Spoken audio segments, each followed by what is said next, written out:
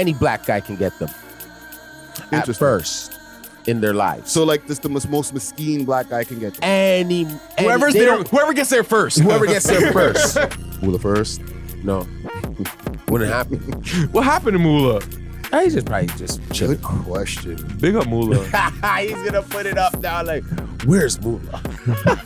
Where is Moolah first? And Friday's like this? Yo, doing things like this ticks them off, right? It has you scared to really be honest. And it has you kind of scared to really be honest too. They didn't like black people neither. Like we keep on no one talks about that. We keep on focusing on, oh yeah, that's a sign towards Jewish. No, it's a sign towards all non-white Aryan people. It's actually a sign, yeah, exactly. So it's like, we get all twisted in the weeds. Like, no, you're wearing a sign that shows you don't like yourself neither. Kanye included. I want to have a light-skinned designer baby. They're so cute. No, I want my baby to be black. No, one drop. That's what they call them, designer babies, fam. That is, see what we're used as still? We're still used as like a stock, like a sperm donor or something. We're a Birkin? Like the baby's a Birkin bag? We love I couldn't hip-hop. go on social media them time there. That time Instagram just fresh. 2012, 2013. When you could just only post a picture? Yeah, kind of thing, right? I'm just off of the Much Music video and shit like that from so it was like that's what got me on Urban Star was Yoey. Right? That was a reality show. So it was and out of Canada, but it was on Shaw Television. Tracy Koga, that was the host of the show. She couldn't even tell who won the show. Yeah. You know what I mean? So what they were doing is really wrong. You know, they should have known, like, you can't let anybody know who like you've seen the preview of the fight, but the girls aren't supposed to be on another pod or other platform talking about the thing. But what I was hold on, we already got the recording button. So let's not talk about this now. Okay, so I got something for y'all. I got something for y'all. That could have got deep though. I know, right?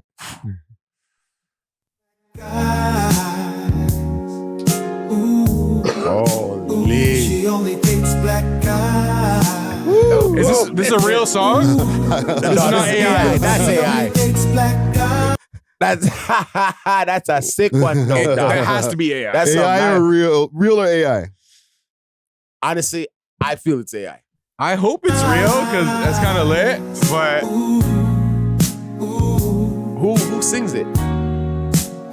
Clayton. Clay. No, I'm not a brother. Let's go. He's Wait, pissed. hold on. Whoa. But I can still love you. I think this is real. This might be real. Like no other baby.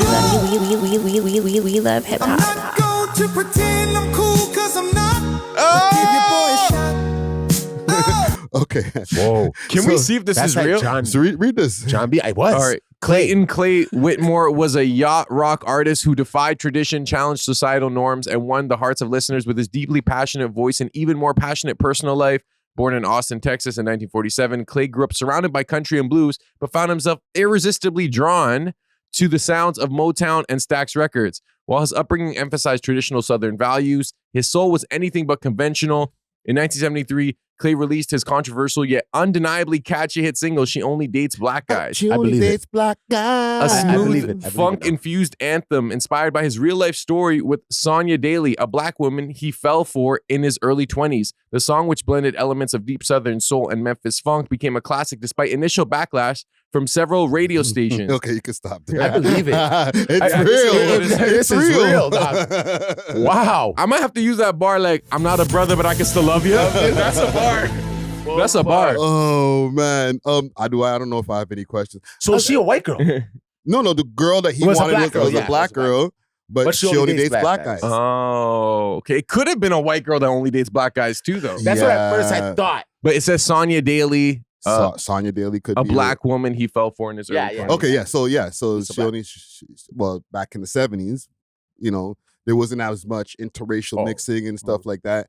So this song, even though it sounds like, whoa, that's so crazy, it sounds so crazy in 2025 standards. Mm-hmm. Yeah. You know what I'm saying? Because it's like, it doesn't even really sound crazy because there's white girls out there who only date black black guys. guys. Yeah. You know what I'm saying? But in the 70s, talking about a black woman, she only dates black guys. Yeah. You know what I'm saying? Mm-hmm. But with white girls who only date black guys, let's say fast forward, it's not even 2025. This has been going on for decades, right? Probably even longer. Like For thousands sure, of years. For sure. So as a white presenting gentleman I have in Yeah. the room Yeah. and a black guy, Yeah. why do y'all think that? What? Why does there girls who are like, I only date black guys? This is- Non-black girls, I'm talking I've definitely asked non-black girls this Mm. because I also find it interesting because I can understand people being like, I like one type of person. Yeah. But to say I only like one type of person and that person isn't your people, that's when I have the questions like, okay, so how did this start? Why? Yeah. And you hear the same answers. You hear the once you go black, you never go back. Like you hear that. Yes. And then to me, that's always like, okay, well, is that just like a purely sexual thing? Is it like a cultural affinity is with it a black self-hate people? thing? Is it and by the way, is it a certain type of black person or is it any type of black? Like That's a usually, good question. usually it's a certain type of black. Like it's not like a dude from Zimbabwe is gonna get the same love as a dude from Jamaica from these girls. Like, yeah, you're right. So are they saying I only date black guys, or are they saying I only date hood guys? Or Jamaican guys, or there's another. Caribbean guys, or only Ghanaian guys. Mhm. Well, that's the There's thing. some like that. When it comes to like, you start going past, and not to say that there's no gangsters in the African countries and stuff, right? Yeah. But when you start going into like the African country guys, like, yes, you might try to get some of them who are gangster, but you're more trying to get some of them who are like tricks into fraud. They got some. They're in corporate. Baby, you know what I'm saying? I love your boom boom. But I don't like that because like that's like me only going for a certain type of black woman, like a stereotypical black woman that like exemplifies all like the stereotypes, you know? So that's kind of what a lot of these white girls do with black men, where it's like they're looking to fulfill those stereotypes. Yes. Pause, but big piece, or like this aspect of their cultural like you know development and stuff. So do they only date black guys, like to reiterate, or do you only date certain types of black guys? Because like if they just say black guys, black is a broad stroke. To me, at first, any black guy can get them. At first in their lives. So like this the most mesquite black guy can get them. Whoever gets there first. Whoever gets there first. If that's what they're interested in at that time when they're like 13, 14, they don't know that they're messing with some youth that's from somewhere else, but they might be thinking, especially in Toronto, you might be thinking it's a Jamaican youth. Yeah. Because a lot of people from other black cultures of the culture act Jamaican. We're the heaviest influence. So sometimes you could fool a girl by just your, like if you just speak, you know. It's like you're really from St. Vincent, but she doesn't know that. She doesn't know that. Hold on. But what does that matter? So wait a minute. Are there girls who only want Jamaican guys? See, you're getting it twisted. Yeah, but she doesn't know that yet until she experienced all types of black guys to know that, oh, I really want this type of black guy. Because she didn't know yet. Like, white people don't know what the difference is between a Ghanaian and a Nigerian and a Jamaican. They don't know at first. Yeah, you gotta learn. Until they get like kind of introduced to the culture. 100%. To them, they just think you're a black guy acting American. You know what I'm saying? Or something. Like I feel that way, right? Because I have white girls. You know what I'm saying? Like, and unless they come experienced to you, I've met white girls that never really dated white guys, but until they had their first black guy, they don't know like you're Jamaican or something. It's a whole different world.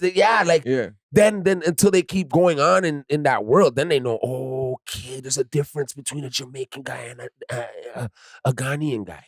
It depends on where you came up though, because like if you're talking about somebody who came from Newmarket or whatever, maybe I can understand that. But if you were born and raised in Toronto and you don't know the difference even before dating the men, that like the difference between a Ghanaian person and a Jamaican person just from going to school, then it's like you just weren't even paying attention. Then you're really uncultured. I'm telling you, you could like be uncultured. Because we grew up in a place, or the people who grew up in Toronto, you're already in a multicultural society. It's like you don't have to start dating the people to know that person's Somalian. Somali. There's because you could live on Jameson in Parkdale on that street, but go to the back houses where in Parkdale, and it's all white people homes, and they have no they have like but they still have to walk by other people, dog. Yeah, but I still don't know that you're. I still don't know. know you're Jamaican. I still don't know. I just think you're a black man. No, okay, but that's what I'm trying to say. Like you're just a black man until they realize that maybe you got deep with the black man. Now you're like, oh, his mom sounds like this when I go to their house. Mm-hmm. They eat this. Like I know that they eat curry chicken. Mm-hmm. But when I used to date this other black guy, they were eating jollof. Mm-hmm. Like then they figured it out. Now they're on their third black guy. Now he was Nova Scotian. Like it's like now I'm you still figured it out. standing in Toronto specifically. You don't have to date the people to know the difference between cultures. You just have to go to school. And when you go to school, you're gonna have a friend who's Ethiopian. You're gonna have a friend who's Italian. Yeah. You might have, you know what I mean? Like you're just gonna interact as a kid just growing up in Toronto. Okay, so then you wouldn't say then she, as a white girl, even growing up in Toronto, she still could try every type of black guy? You could try every type of black guy, but she's already gonna know what kind of black guy they are before she tries. There's the major types of blacks. There's Jamaicans. Yeah. Because I'm thinking like from a white person who's never, let's say you've never interacted with black culture. That's you know what I'm reggae saying. music and dance hall, Maybe. right? So that's Jamaica. Yeah. Then hip hop, African American. You know what I'm saying? And that's really it. And that's really it. And maybe you might know a Burna Boy now. Like you might know a little bit about the Nigerians, but for them it's like Caribbean, African American, and then maybe like Africa. So then can we say then maybe a lot of other black, you know what I mean, countries act a certain way to get that white girl at that time, and maybe they not know until it's too late. There's an expectation. There's an expectation because like Buddy's already inside of you.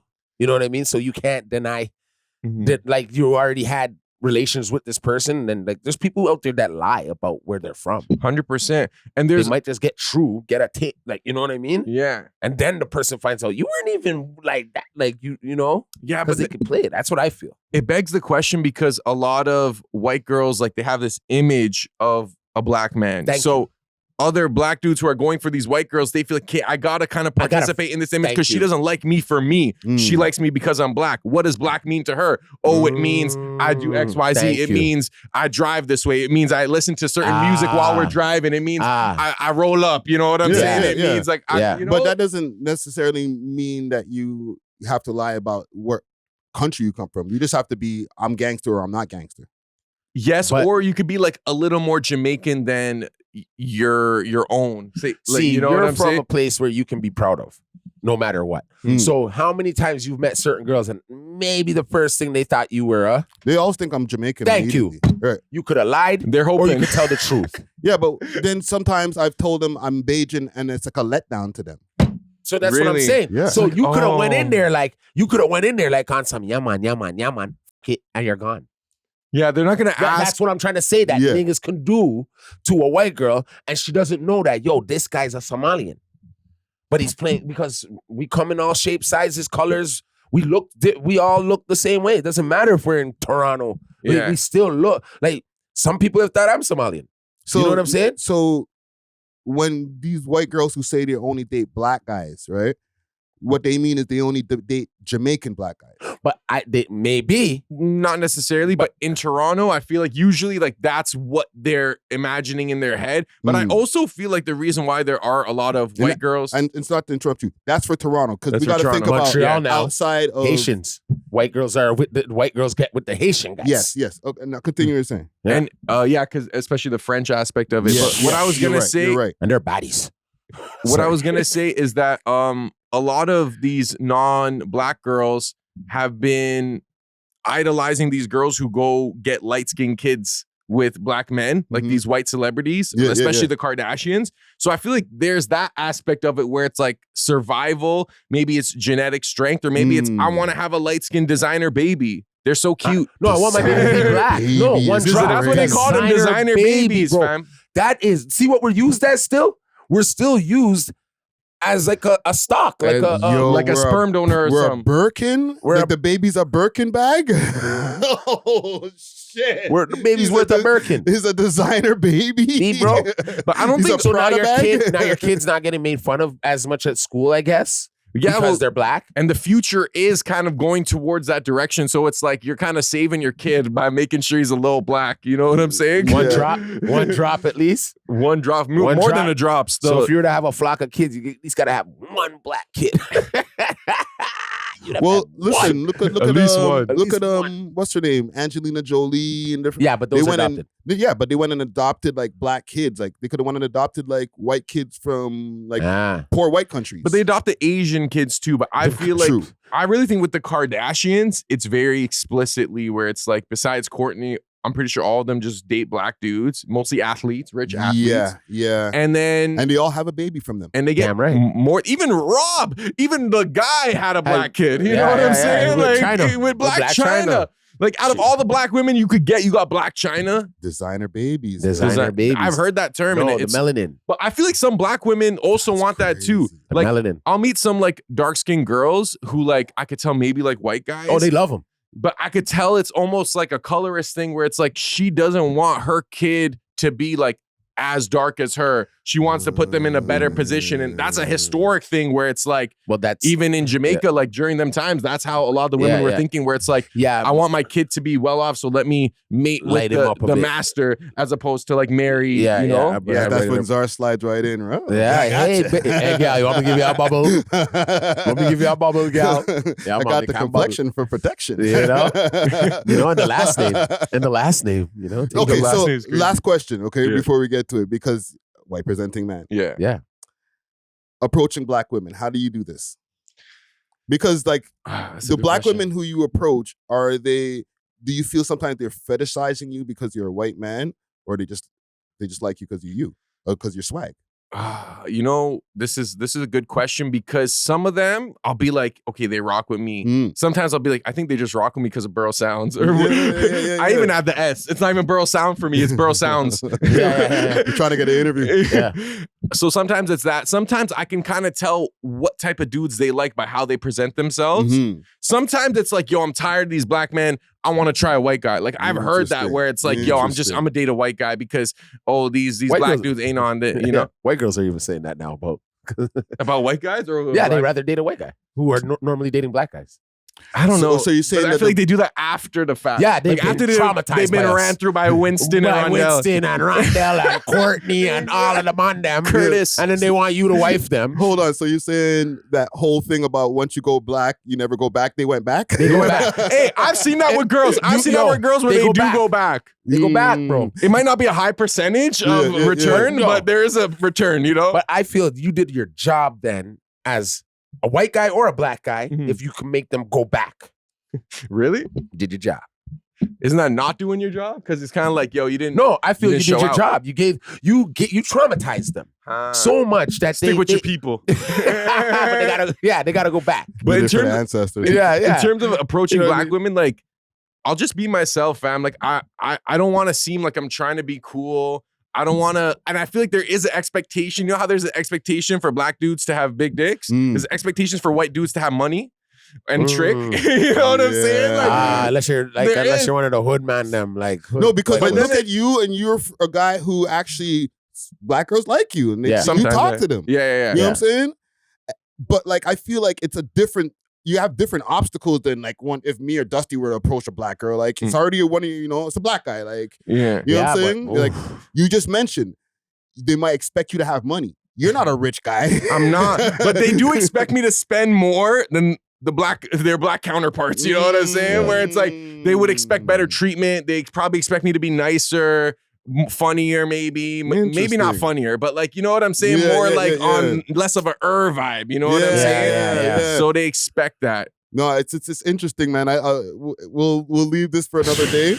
But because like I see the way Czar moves, and Czar's not like a quote unquote wig. no, Mhm. You know what I'm saying? He's Yeah. just himself. just himself. You know what I'm saying? But From then I the hood, also though. see other guys who would be put into that category. And I don't know if the black girls like those guys as much as maybe a Czar. But then I see black girls with like the white guy with the cornrows and Yeah, shit like bro, that. redheads. They get in there too. Redheads They get them all. redheads do. Redhead white Redheads. boys get black girls. Yeah, they do. They do. I have There's a that bunch connection. of brethrens. I want to shout them out, but I'm gonna leave it. They're white boys and they get black girls. And they're black girls redheads. are their baby mothers. You know what I think They have too? baby mothers for black women. They see the red hair and everything. It's a and genetic. And It's a yeah. genetic and they see the diversity. freckles maybe, and they're like, yo, he's melanated. Yeah, that is melanin. It's melanin. Yeah. Are you sure? I feel like I'm they're very the sure. It's more recessive genes than the average white person. But if you, yes, because it is like a mutation to an extent. It's very Yeah. rare. So what is it though? Like a color? It They is. have less color It's than less the average melanin. white person. Oh, It's yeah, melanin. Like they're their kinda nipples pale. be super pink. Yeah, Everything they're is fucking pale. Yeah. They're really Pink is pale. crazy. No, it's Ah, they're facts. I've pink. smashed some redheads. They always have they're like pink bad, ass though. nipples and They're shit. bad though. But historically, Oh, hell Redheaded girls are historically they worked alongside black people like during colonization and stuff. Irish, like, a lot of Irish, the a lot of and black Irish and people. So Scottish. That's where we get a lot of our last names from. My last name. And the It's expression, the Irish. redheaded stepchild, right? Like you're the one Yes. who's like Yes, exiled from the rest because I Yeah. guess you're like red hair, you're not Yeah. blonde, blue you're the eyed. devil. But I do feel like if a black girl were to want a white guy, I would imagine she would want like a white guy. Like she wouldn't want a Hood man? black cosplaying white dude. Like you know what I'm saying? Some like, of them do. Some of them do. Because I grew up with a lot of black girls, bro, that like are married to white men right now. But were they like the thuggy white men or just regular being Some themselves? mans them were guys, right? Mhm. But they grew up to be like not say it's just what a white guy's supposed to do. But they grew out of that They, kind of. Oh, shed, okay. they shed the extra cornrows and all that. Yeah, like that's that. what happens. The That's- do-rag. Yeah, they're still wearing the Jordans and shit, but there's certain things in their life where it's like they're a white guy. Yeah, they went They, and got they some fit suits. they fit into the white guy role. Mhm. You know what I'm saying? But you wouldn't know that they have a black wife until they tell you. Yeah, like they Yeah. might like maybe back in the day they would want Hennessy, but now they're like, I'll just have a beer, bro. I'm not really into that Hennessy Yeah. stuff. But like Yeah. back in the day, he might have faked the funk to Yeah. kind of look cool or whatever. Yeah. Look at Gary Owen. How Gary Owen is now. I rate Gary Owen. He's actually Yeah. he really seems funny. like a regular white guy from the South. He's not Yeah. trying to do too much, No. but like he only deals with black women. No, He had a that's his black thing. wife. But before, like a lot of his jokes are also like I almost consider him a black comedian in terms of the community. yeah. Like I've his, always liked him his from delivery. Comic View days. Yeah, Yeah, and he's yeah. good though, and he speaks about real stuff. But his delivery is almost like in Ebonics, slightly. Slightly. Yeah. There's a White point. boy yeah, Ebonics, yeah. but that hangs around black men. That hangs around black folks. Yeah. He Been can around. definitely relate, but like he's still it's the country white boy. Yeah. But he's invited to the barbecue. Definitely. He's invited to. Definitely. Czar, you're invited to the barbecue too. Czar's invited to the barbecue. Czar's invited to anywhere you see Czar. You I give feel him like some I'm only barbecue. invited Give him to some the jerk barbecue chicken. if I do some Give him interviews. some jerk chicken. I gotta take some pictures. But I'm like, yo, you're gonna set up your camera? It's like, no, I just came here to eat. Eat, dog. I mean, that's no jerk chicken. I don't do burrow sounds anymore. They're like, you gotta leave. Yeah, you don't? Gotta go. Nah, This is white man. boy doing here. Yo, we should actually have a barbecue. A We Love Hip Hop barbecue. Maybe. I got one in the works for you guys. Yeah. Yeah, you just made my outside anxiety just go. I know. Friday's not doing I that. seen him. I seen a little sweat just go through the glasses. Friday's gonna be doing his live. Be like, Start they are touching his currently nose. doing the barbecue in the West End. So shout out to those doing the barbecue right now. We Shout are- out my guys. I'll be at home. Let's start the show off, man. Hopefully my Spotify doesn't give me an ad. Why? Oh shit! I picked that up. Sorry, bro. I didn't know what to do. I didn't know what else to do. I'll get it. No. Respect. You said Troy money. I didn't know Look what at else to do. 120. I wish I had these in ones. It would look way cooler. Yeah, it would have looked way. I was expecting more, you know. I swear to God. I was when I just expecting seen more. the one, I was like, I look back to see if he's gonna, People are keep crazy going. over I thought I was about to Yeah. go crazy too, but I'm like, damn, only $20. Shoot. This guy trying to make it rain. Yeah. Made it drizzle a little bit. I feel look on drizzle. That was one raindrop That was a still. raindrop. Oh man, let's get into it, man. We are It's the world's most smoked out podcast. We love hip hop. I'm your host of the most host, Friday Ricky Tread, aka Expensive. We back at it, man. Episode 572, B3 Studios. We got back over here, the Black Girl Whisperer. Oh, God. I know you're talking about me and not this. I like that. I like that one. I like that. I like that. I like that. Let's keep that Black Girl going. Whisperer. Let's keep it going. You might see him behind the wheels of steel. Yeah. I'm sweating like a motherfucker. Hold It's all good. It was the anxiety of thinking you were going outside. I know. It's hectic. It's so hectic. It's so hectic. It got hectic. Okay. You might see him behind the wheels of steel at your local function, doing his thing, playing some ABBA, Dancing Queen. 100%. Oh, that song. That song. DJ Czar in the motherfucker. Yes, sir. That's Yes, the sir. one. Yes, sir. DJ Czar, aka Burrow Sound, back at it like a crack addict. Jesus You already Christ. know. How's it going, boys? The big three. we back, man. We back, man. Welcome back, Yes, sir. sir. Welcome back. You might see him over at your local business building and getting shit popping. You know what I'm saying? His local business, not your local business. His local business, getting shit popping. You know what I'm saying? Your rapper's favorite rapper. Yeah, that's for sure. All right, you might see him on your stage show doing better than you. Tell y'all niggas. Don't bring all your friends up on stage. Yeah. Facts. Dusty Wallace in the motherfucking building. Let's go, man. What's up? I'm good, man. What's up? Welcome Yes, back. sir. Welcome Hi, guys. back. Welcome back. Hi.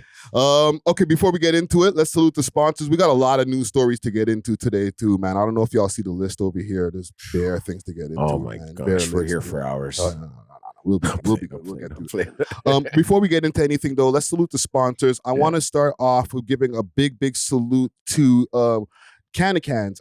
Can-A-Cans is the carrier of, Diamond Club is the carrier of Can-A-Cans and all types of good ish like that. Okay, they got the cans that keep everything sealed and fresh, and Diamond Club can get you pens, edibles, anything you need. They got same day delivery in Canada and also delivery across Canada. Sorry, same day delivery in Toronto. I'm fucking bad today.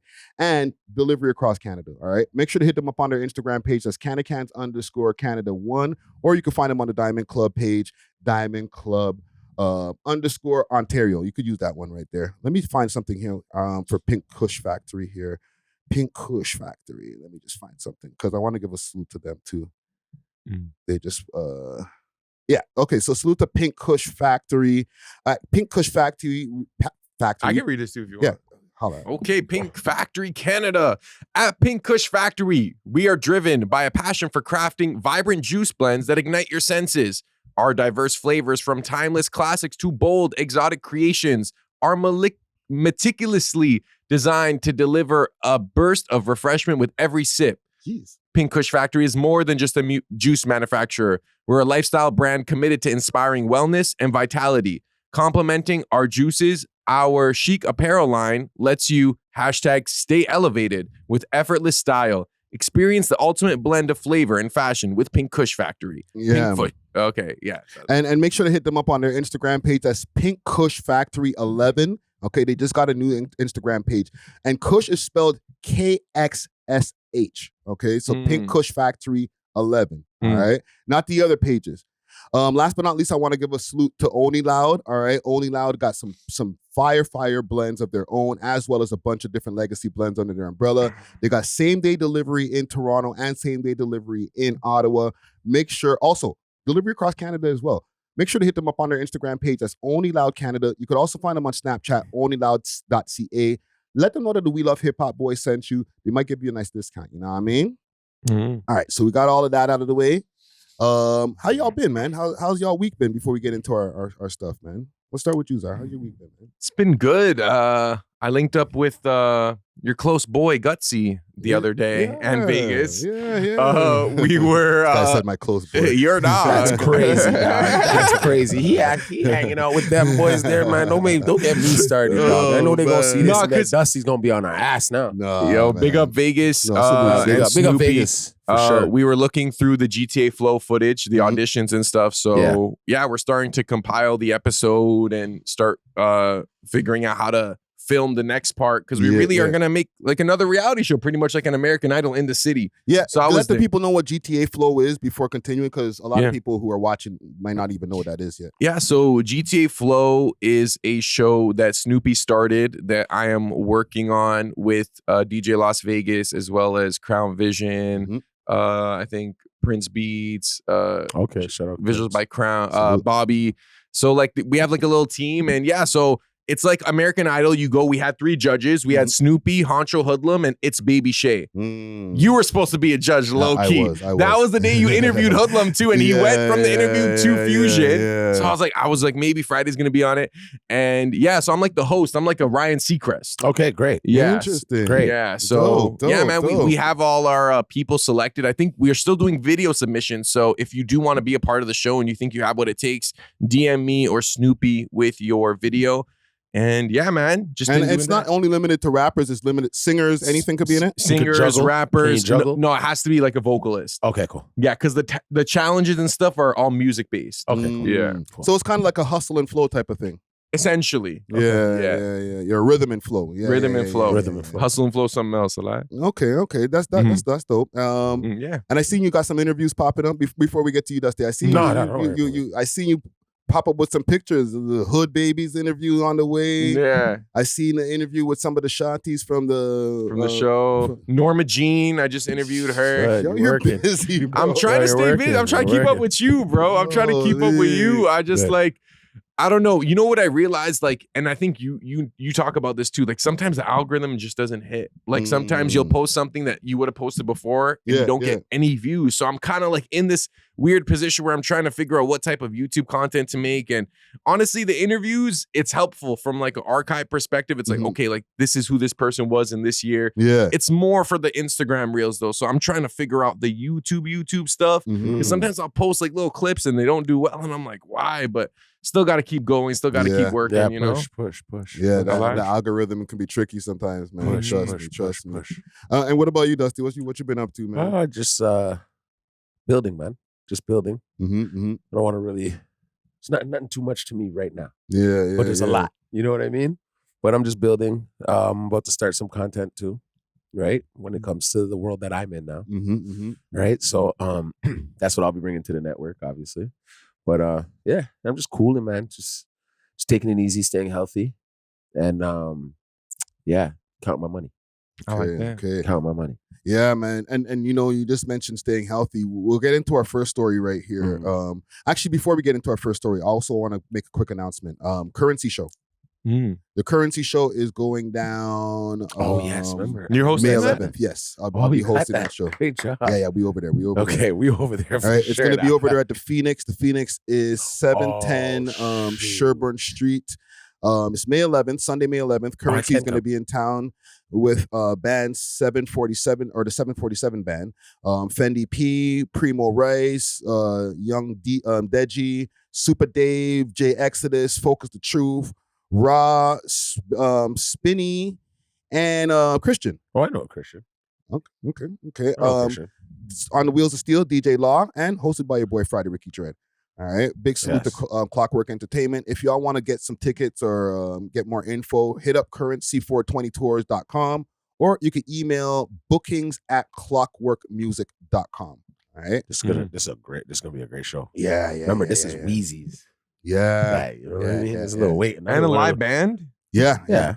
I love when hip hop incorporates live instruments. Yeah. It's gonna be a dope show. So make sure to pop out, man. But yeah, what you were saying about health and stuff, I want to give an R.I.P. to Marvin Prince. Okay, Marvin R.I.P. Prince, DJ Marvin Prince, actually. Yes. All right, he passed away due to health complications. Wild, eh? Yeah. Because He he can't be more than. He can't even be close to 55. He must have been like 52. You know what I'm saying? And I don't know exactly the reasons or the details of his passing. I want to give a condolences to his family as well, because I got a chance to speak to his son briefly via DMs, right? Oh, yeah. Yeah. So salute to you, brother. Condolences to you and condolences to the family. For the people who don't know who Marvin Prince is, he's a legend out here. Like, I had an interview with him a few years ago in regards to what happened with the Snow Informer song. Okay, how the Informer came about? Please. We did it on the Stalag rhythm, right? We put the chorus on the first verse. Then the second song, we did it on the Peeny Peeny rhythm. Okay. Right? It's a song called They Call Me Snow. On the third verse of that song, it's on the second verse of Informer. Right? Then the last verse of Informer now, which is Little Red's verse, come with a nice young lady and all that. Yeah. We did that at Goldfinger Studio. I brought him to Goldfinger Studio in New York, and Goldfinger was testing him. Right. Are you educated on Marvin Prince? Not too much. Like this is kind of me, but I know the Snow song. So what do you say about it? So he's the one who he said that he brought Snow to the table in the first place, gave him the sauce, and also created the song Informer and had somebody else on it before, who was actually the third verse, and he wrote the parts for Snow. Snow went on to do great big things with that song, including having a remix with, who was it, Pitbull or Daddy Yankee, right? Tanglama. And he got the short end of the stick from what he was saying. It was a very controversial interview. Let me see. Right here, helping Snow with patois. Yeah. And salute to Snow. I'm not trying to bring up old shit and all that, I had a little bit of issues around this interview as well, but yeah. So I be telling him, no, don't say it like that. Give it more attitude. Don't say warm. Say warm. You understand? Like, fine-tune him. Right? Because he's saying that I teach him reggae. No, I met him singing reggae. Right. It's just that when you're around me now, you're going to have a different attitude. Right. Like, if you're on the turntables and I'm teaching you, and I'm going to teach you to take off your clothes and put it back on. Yeah. Right? So I'm going to offer a little bit of pushback. Sure. Okay? Because through the interview that we did, he said that he got his name, I guess, from his own hood. Right? But you said the interview where they asked him where he get his name, and he said, Prince gave me the name. Yes. That's on the Adrian Clarkson show. Yes. You might have to redrop this. Listen, man. Yo, this was a very important interview. This is very important. When this dropped, I was just thinking. Yeah. You got to be on your Vlad like flashback. Holy I thought about it. You know when Vlad does that whenever a man passes away? Right away. Yeah, it's just that it's because his story is so intertwined with the Snow story, and I know that I don't know if they were ever able to get any kind of resolution before his passing, because this is very sudden. Yeah. You know what I'm saying? Like, I didn't expect to wake up and see a posting of Marvin Prince passing. Like, he's not 70-something years old. You know what I'm saying? Yeah, man. So I'm sure that they had like unresolved business when it came to that song, man, because that was a big point of contention. Not just the song, just bringing Snow to the table and then kind of just getting left out of the picture afterwards. Would Snow ever acknowledge what he did? Would he say, yeah, like this guy helped me? Oh, no. This is why I be getting in trouble. Yo. It was the opposite. He was denouncing him. He was shitting on him. Yo, the man tried to sue me. Not just only on my interview. He went off on my interview, right? When I interviewed him over at the Toronto Collective. Right? Problems, right?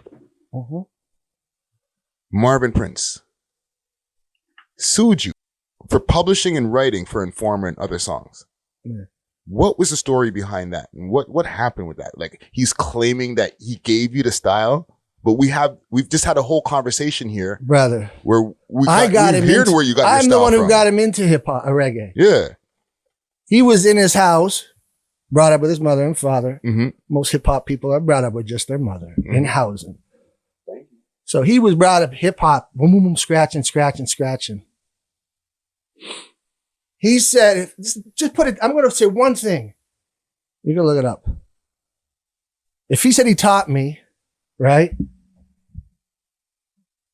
When I first met him, where did I meet him? I met him at a fight. I met him at a party. I was outside fighting, beating people up and singing. Oh, Lord of mercy. He said, are you Jamaican? I said, no. Is your mother Jamaican? I said, no. Brother, we have an interview of him saying this out of his mouth, saying, then I said, is your mother Jamaican? Is your If I tricked him if he thought I was Jamaican, how do you have to teach me how to spit reggae? Spit reggae if I already know, and I'm fooling you when you're Jamaican. Yeah. You were there for that interview. I was there. I was right there. But on the Vlad interview, he went crazy on Marvin Prince, bro, because Vlad brought him up. He's not just somebody that's like a Toronto, like in Toronto lore or whatever. Nah, like Vlad, like when you do your research on Snow, this man's name pops up. So you can be from here and his name's gonna pop up. You can be over in the America with Vlad. He's gonna do his research. Marvin Prince's name is gonna pop up. And he asked him about him and he went off. So wait, prior to his passing, DJ Marvin Prince, what was he up to? Like, was he DJing still? Like, is that what he was doing? Well, he was more into the production and stuff afterwards, right? But for the most part, he was still just trying to live. I guess I don't know if he had a regular 9 to 5 or whatever. I didn't know the man's personal life. You know what I'm saying? But he did say in this interview that when Informa dropped and like the plaques were going around and stuff like that, he was walking around through his hood like trying to still put some money together so that his kids can get Pampers. And Snow pulled up in the Range Rover, or not, in the Pathfinder. And he's like, don't worry, we got you. And they never got him. The purple one. I know exactly. Right? So I don't mean to make this into a Snow story because, you know, this is, you know, a R.I.P. to Marvin Prince, but their stories are so intertwined that one, it's like Drake and Kendrick. One can't get mentioned without the other these days. You feel me? Man, so he's saying he wrote Informa. Yeah, man. He wrote it. He coached him. He coached him. He, you know. Didn't he even get him to deal with MC Shan, but then MC Shan pushed him out? Something like that. I have to go back through the interview. I remember that. And MC Shan has also spoken on him as well. You know what I'm saying? It's a very deep, mixed up story, man. So I really wish that, I hope that he got his just due before he passed. Most Jamaicans I know like Snow. Like, they never bring this up. I've never really heard about this. Like, well, at first they were calling him a culture vulture until he started hitting a different rhythm that I don't remember the actual. I think it was the Pepper Seed rhythm or something like that, where Beanie Man was on the same record and a couple other artists, right? And that's what really catapulted him. I would do anything just for you. That song there. Yeah. And I was like, that was a real big record in Jamaica. You know what I mean? So I could see that's when but Informer, to a lot of, like, I used to play it in the house. My mom would be like, yo, turn that shit off. Like, it got spoofed on freaking Jim Carrey. Unliving Color. Yeah. I'm just a young man from Toronto. That's what the man said. I seen it just the other day. But I'm like, you know, that's how it goes. Let me see if I can find that. Jim Carrey's right cold for this still. Oh, this is the original. Oh, this is the... No, that's him. I thought it was the original for a second. And Jim Carrey's Canadian, so he does. Imposter. That's what they call the song. Yeah. Imposter. I'm just a middle class worker from Toronto. In spite of how I sound, going platinum bigger than Marley and Jimmy and Yellowman, but I'm not even mulatto. My wig is watered down. I'm not even mulatto. That's a part. That was crazy. But yeah, man, I just really hope that Marvin got his just due. He probably didn't, but I'm just being a hopeful person, you know what I mean? That he got his just due as far as the issue that he had with Snow, because that's the thing that a lot of people know about Marvin Prince, man. Yeah. You know what I'm saying? But beyond that, I'm sure his legacy goes beyond that. You know what I'm saying? He's been able to help a lot of different people in the game. So I want to give him an R.I.P. once again. Condolences to his family, man. And health is wealth.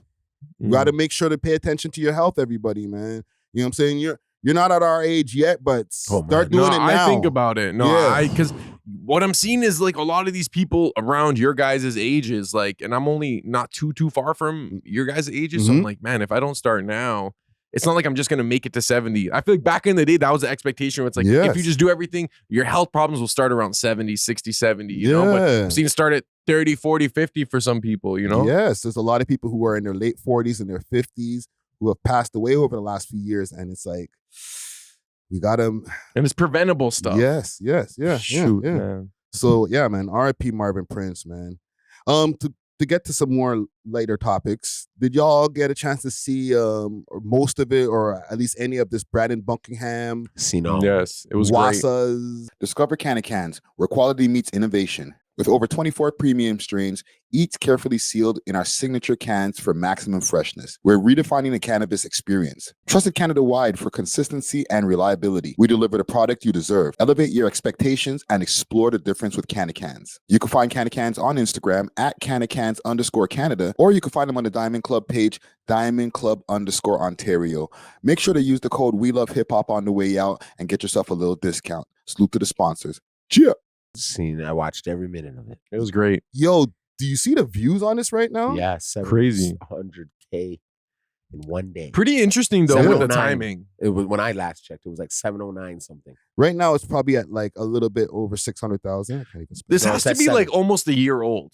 Yes, it is. It is. Because I remember the scenes that these guys were shooting at, but they were using Snapchat or Instagram. So I'm like, oh, they were filming for Brandon.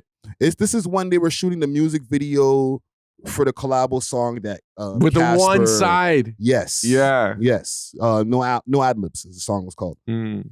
Right? Because you could they're So how does it they're feel wearing the same growing outfits. up with people and then watching them, rise to the top of the Canadian rap scene? Because you guys are some of the biggest people. I seen Pressa and Robin do it first. Like I was on the run. I dropped like one song and then I was on the run. I was in America for like 2 years. I lived in fucking LA, New York for like 2 years, and then I got caught in Ohio and they sent me back. But when they sent me back, Look at the views on this 787,670. That's crazy. Yeah, in one day. So he's about to hit 1 million just now, which is a great look for these guys. Yeah. One thing I also, before I play any of this, I'll give him two. He went and did the interviews, but then before he put it out, he went and did research on the things that these guys were telling him. Yeah. You know what I'm saying? I like that. Because Yeah. he would clarify stuff. He'd be like, they said this in the interview. He's like, what I didn't know was that he was talking about this. Yes. I like that style of, rather than like doing the research first, which is cool too, but like he just went in, he doesn't know shit about these guys. He knows a little bit. He asked the questions and then after went and filled in the blanks. Yeah. That was fire. Good journalism. Yeah. across the street, I used to just jump that fence and go to Pressa's house every day. Like these rough houses, this is where my auntie lived, and I used to live in my auntie's house.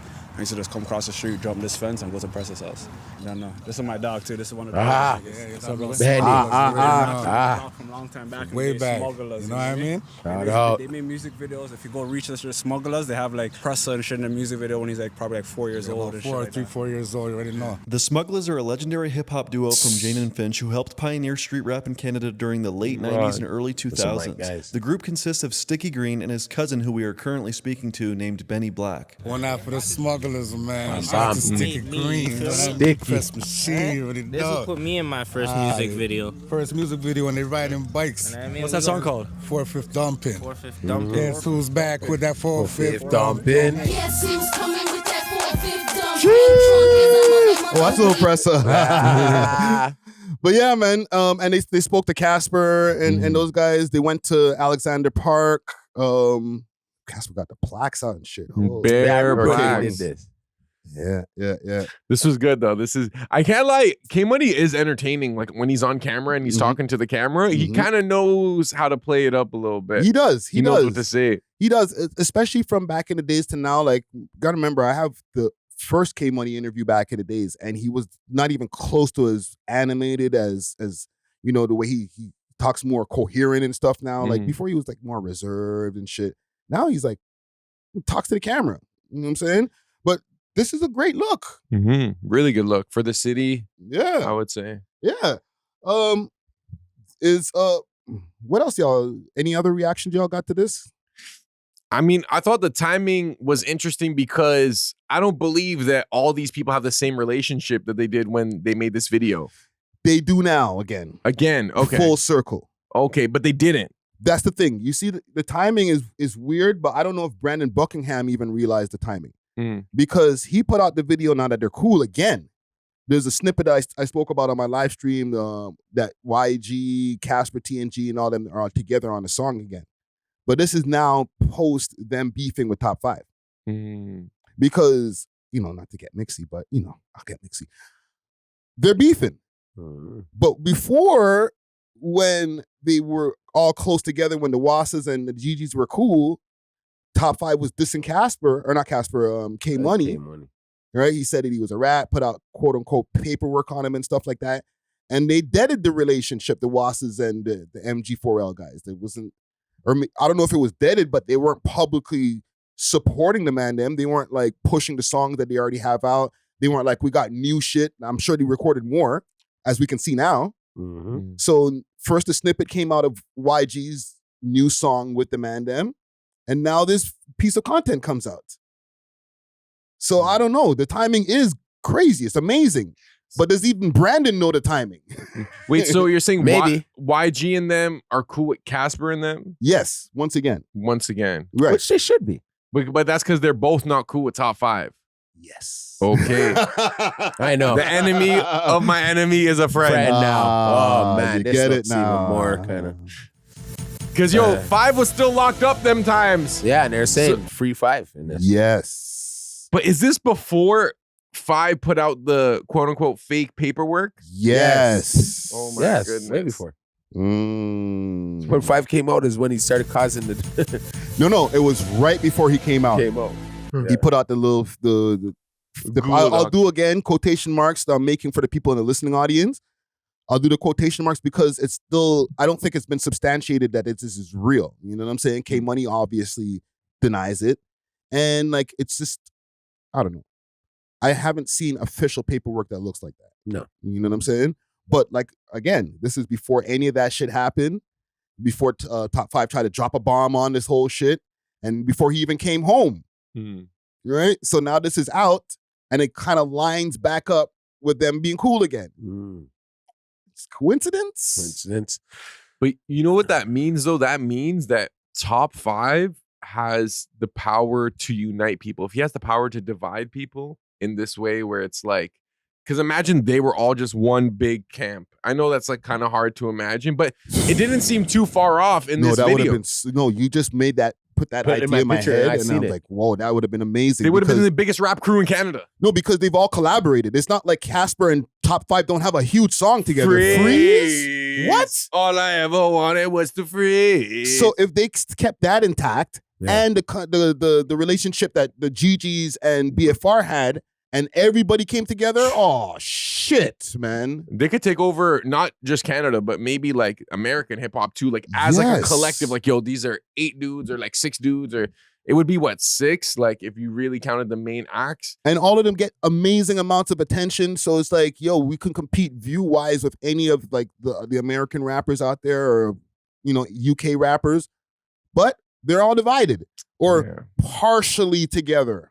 Well, this leads me to believe that they weren't too divided until 5 did the paperwork stuff.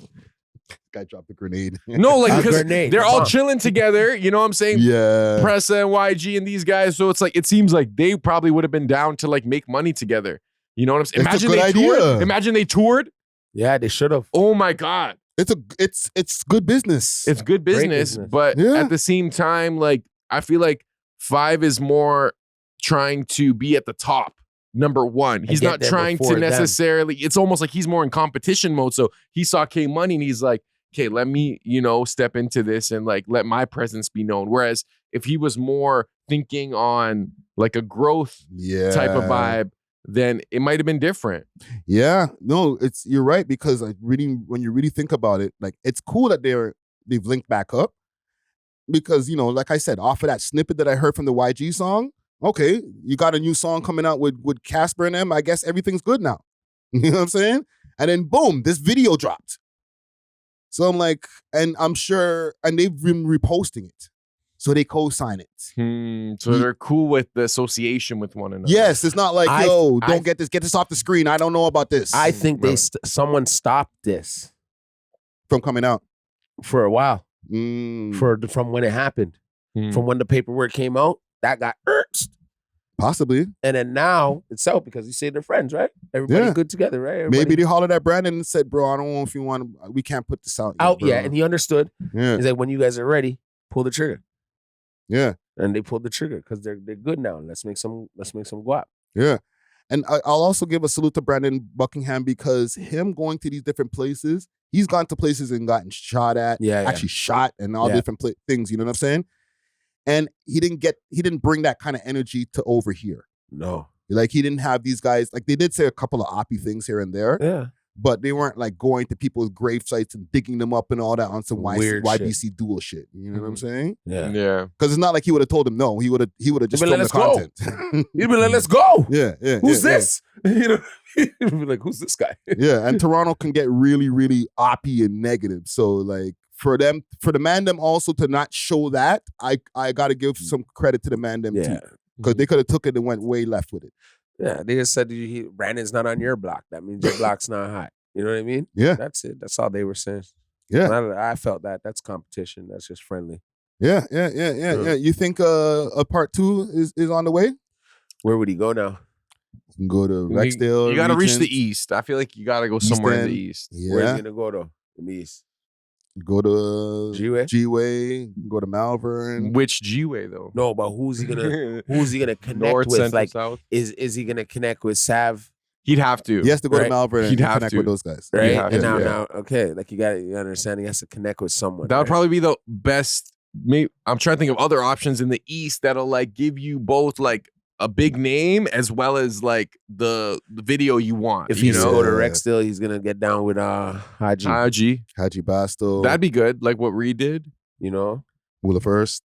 No, wouldn't happen. What happened to Mula? He's just probably just chilling. Good question. Big up Mula. He's gonna put it up now. Like, where's Mula?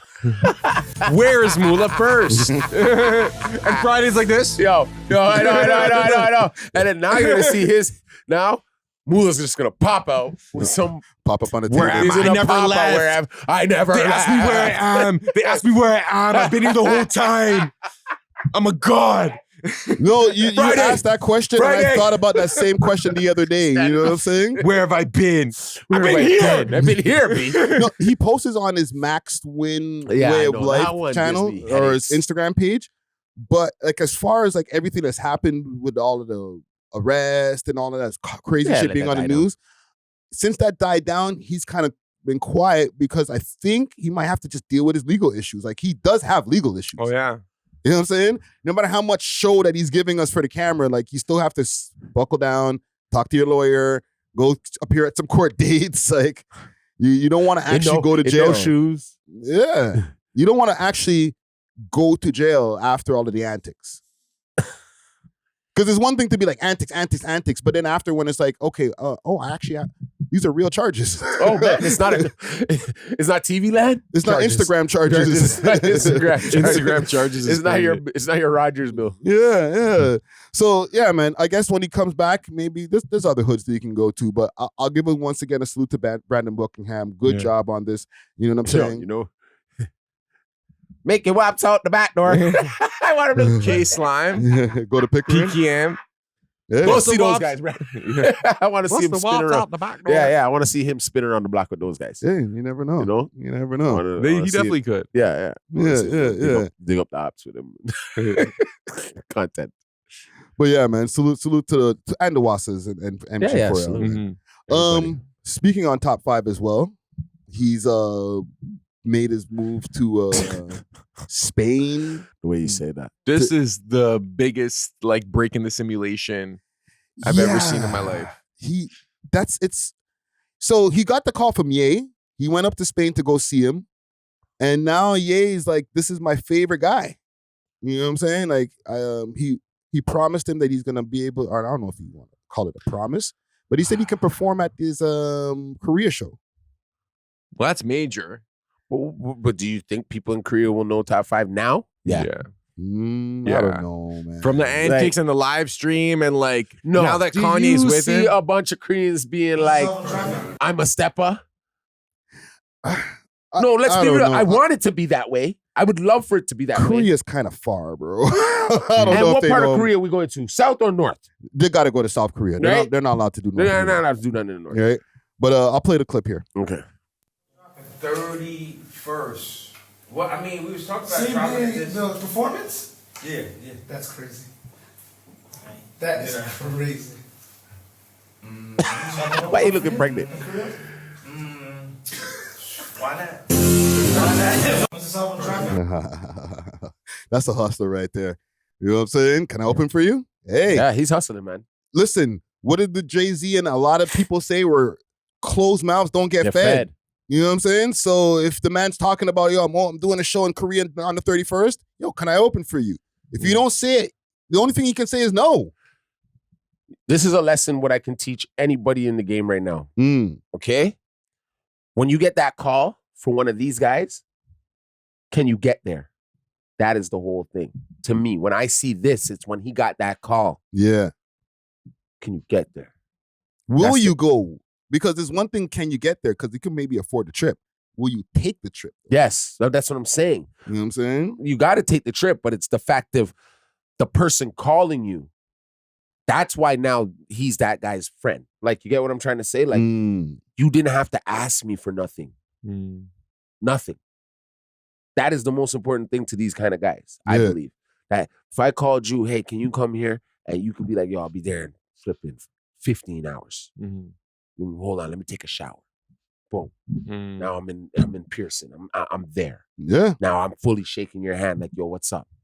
Right there, as me calling you to now, I would respect you to the high. Now you can get whatever you want. Now if you ask me for a record deal or 100K or whatever, I would give it to you. It's a good connect to have, even though people have their mixed feelings about Ye. He's still Ye. He's still Ye, bro. You know what I'm saying? I'm a Ye fan. You know that. Yes. Even though, you know, your boy gay.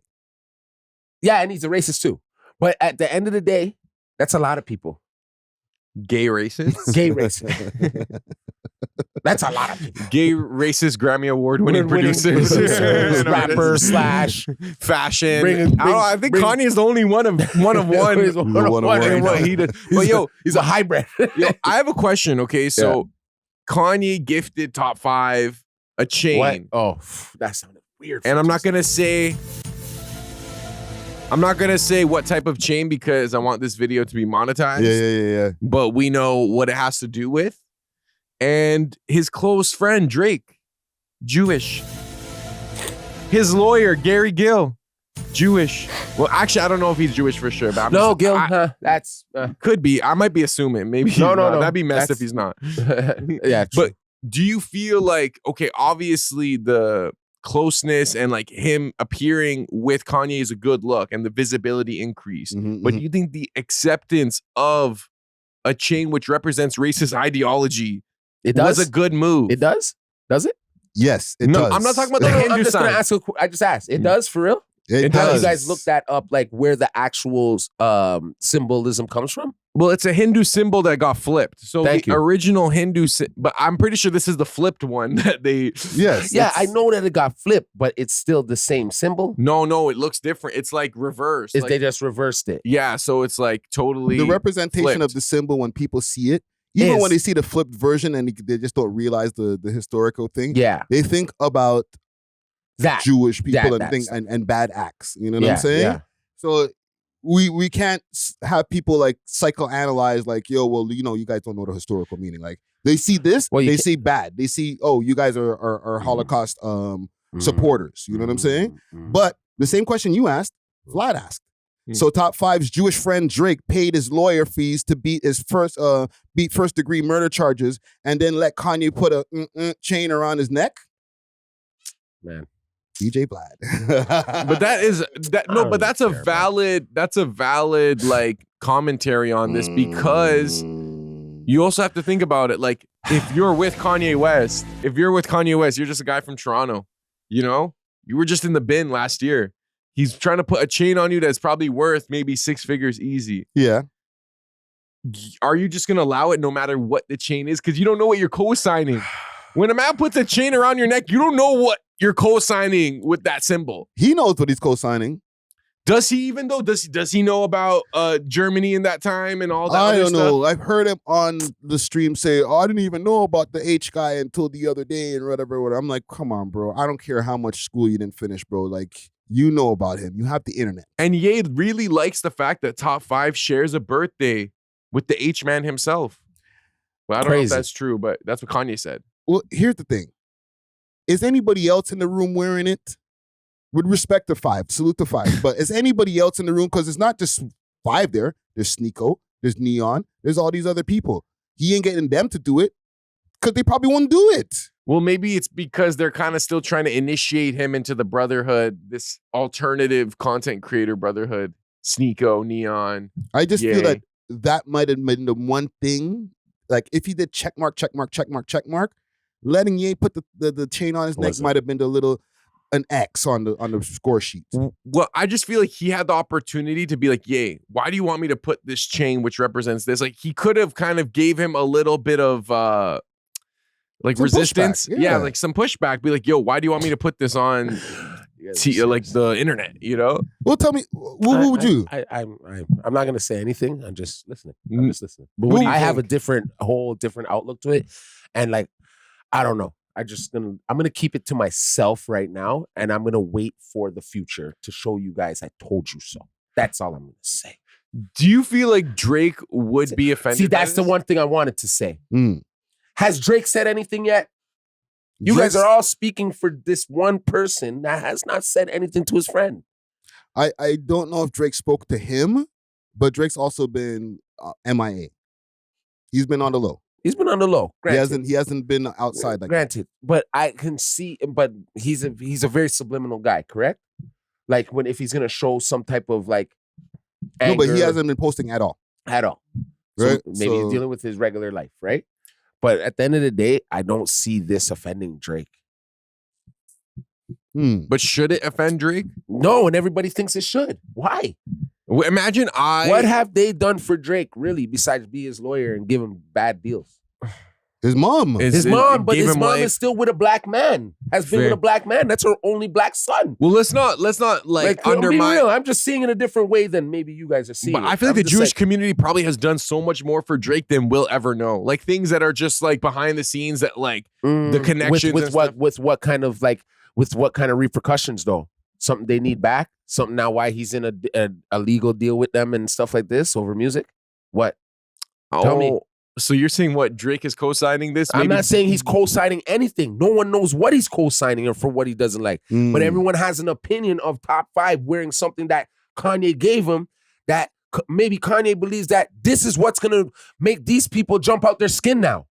Maybe I'm going to do what they expected me to do because they've always been scrutinizing us. They've come into our music. They own it. We don't own nothing. Come on, bro. Like you guys see it as we're dissing them, but have you ever seen what they've done to us? That's all I'm saying, bro. Yeah. And I'm going to stop talking from there. And everybody else can go and look and see what they've done to us. Why maybe Top 5 could be like, you know what? My parents come from Somalia. The other day in Israel, Israel man, walked up to an Ethiopian kid, right, of black descent, and spit right in his face. It's all over the world right now. Has anybody spoke about that? Go there for a week. I have Jewish family. Ask me if they like me or my kids. That's where it comes involved, where maybe there's something to it where these men who have come from different countries than maybe us have seen things from those type of people we've never will see. You think Top 5 is thinking that deeply on it? You never know. You never know. Well, at this point, though, we might as well just start a race war because, like, if that's the thinking, then it's like, oh, well, look what they've done to us, so we have to match that. Then, like, we might as well just like it already is a race, but it already is it. It already is it because it's a tit for tat. You understand? So it's either you just don't do it or you go full steam. That's what I'm saying. We might as well go full steam because it's like no, you don't want to go full steam. This is like a microaggression. You don't. You know what I'm saying? Yes. So it's like if everyone's doing microaggressions, we might as well just like get it over. They have this thing called anti-Semite all the time. I don't want to get too deep, bro. Yeah. But they have that. But anytime if they're gonna be like, okay, but when they put us on the media for the news, we're the most evilest creatures walking this planet. But the minute we say, y'all stealing, y'all taking my culture and my music and doing stuff backwards with it. Making me jump out of closed windows for this. And but it's I think it's more of a trade-off. I'm just giving you back what you're giving us, bro. That's what I think. And see, doing things like this ticks them off, right? It has you scared to really be honest. And it has you kind of scared to really be honest too. Because I'm not saying it in a disrespectful way, but I'm saying it in a way where like You're scared to say, like, maybe we can't speak freely. You can't because speak we get freely, bro. canceled. No, but I and am he's speaking freely, bro. But you're gonna say he's crazy. I'm not gonna say he's crazy. I'm gonna say I don't agree with it. I don't That's me being care honest, about it. even That's if it's me. like- I just don't care about it. How about that? If we stop thinking so much about them and them stop thinking, it would be an easy peasy But world. this is thinking about them by being like, by co-signing a swastika chain. It's kind of like you are supporting. Okay, so how many times have black kids who are close to getting record deals have had to walk in? Maybe they were playing a guitar, but then they told them, "Yo, you got to have music that kills people. I want to hear about you killing people in your hood. What's this?"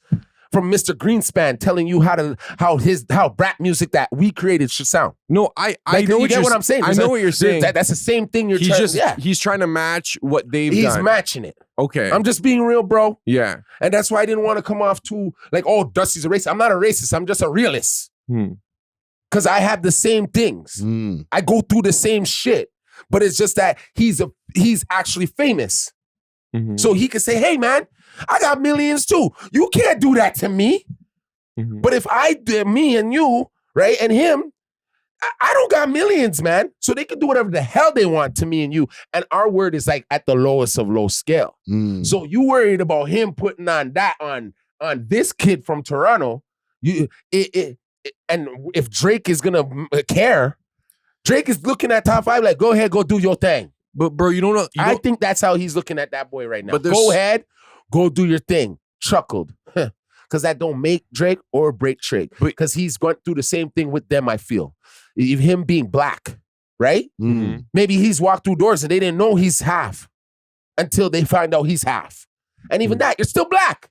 But don't you feel like because these guys are so influential and you're vilifying an entire race of people, and I'm not saying this specific race of people is perfect or like that they've operated perfectly in history or whatever. I'm just saying if you're influencing kids to have like racist ideologies that have led to like pretty much genocides back in the day. Oh, yeah. Some people don't believe in the Holocaust. A lot of people don't. A lot of people who are Jew don't even too. I know. I wasn't there, so I just like we're not going to get into it. I don't want to get. But I'm just saying, like, don't you feel like that's not a good message to put out?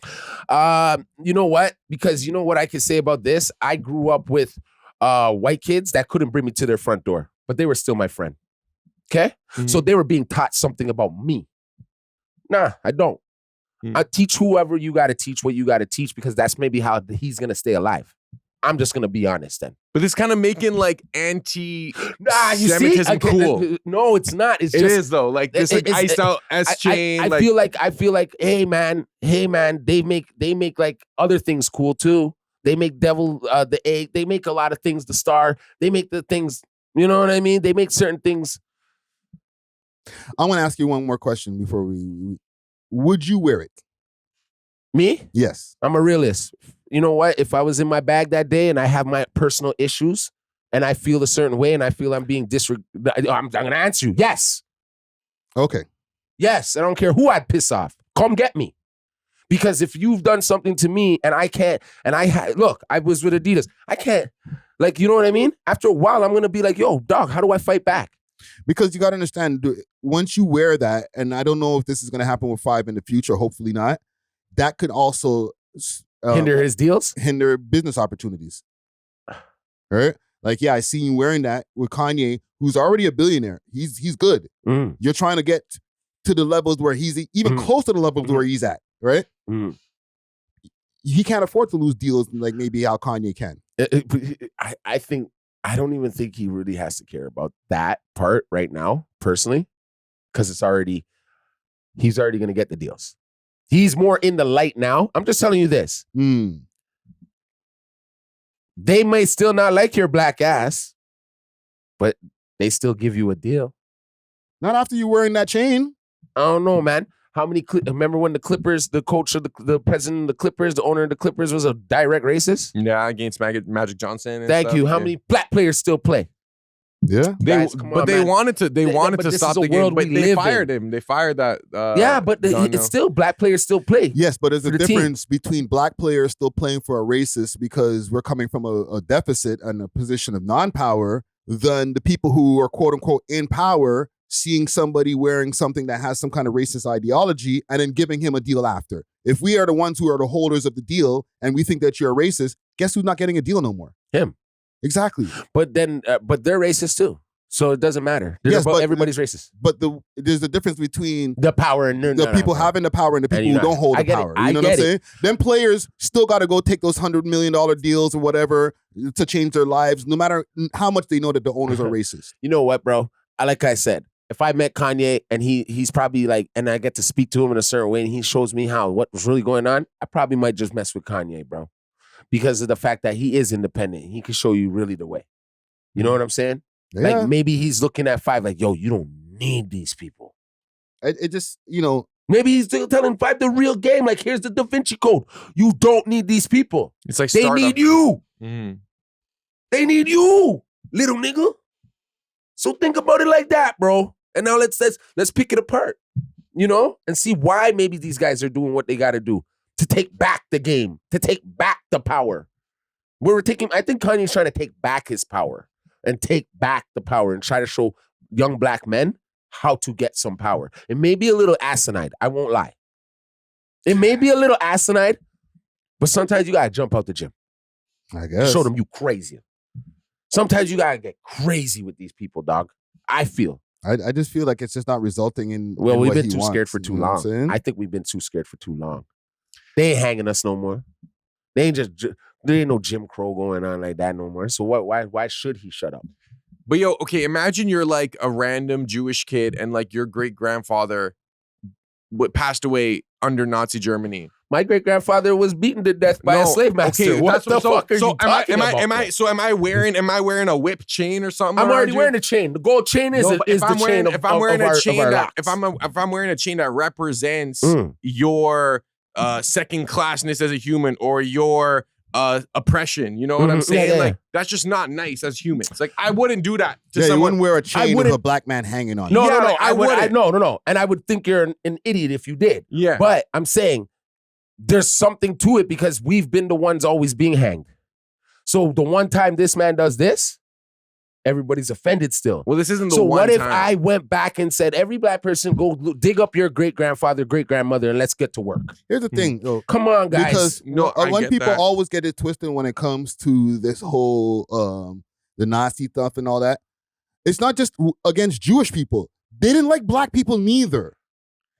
Like we keep on no one talks about that. We keep on focusing on, oh yeah, that's a sign towards Jewish. No, it's a sign towards all non-white Aryan people. It's actually a sign. Yeah, exactly. So it's like we get all twisted in the weeds. Like, no, you're wearing a sign that shows you don't like yourself neither.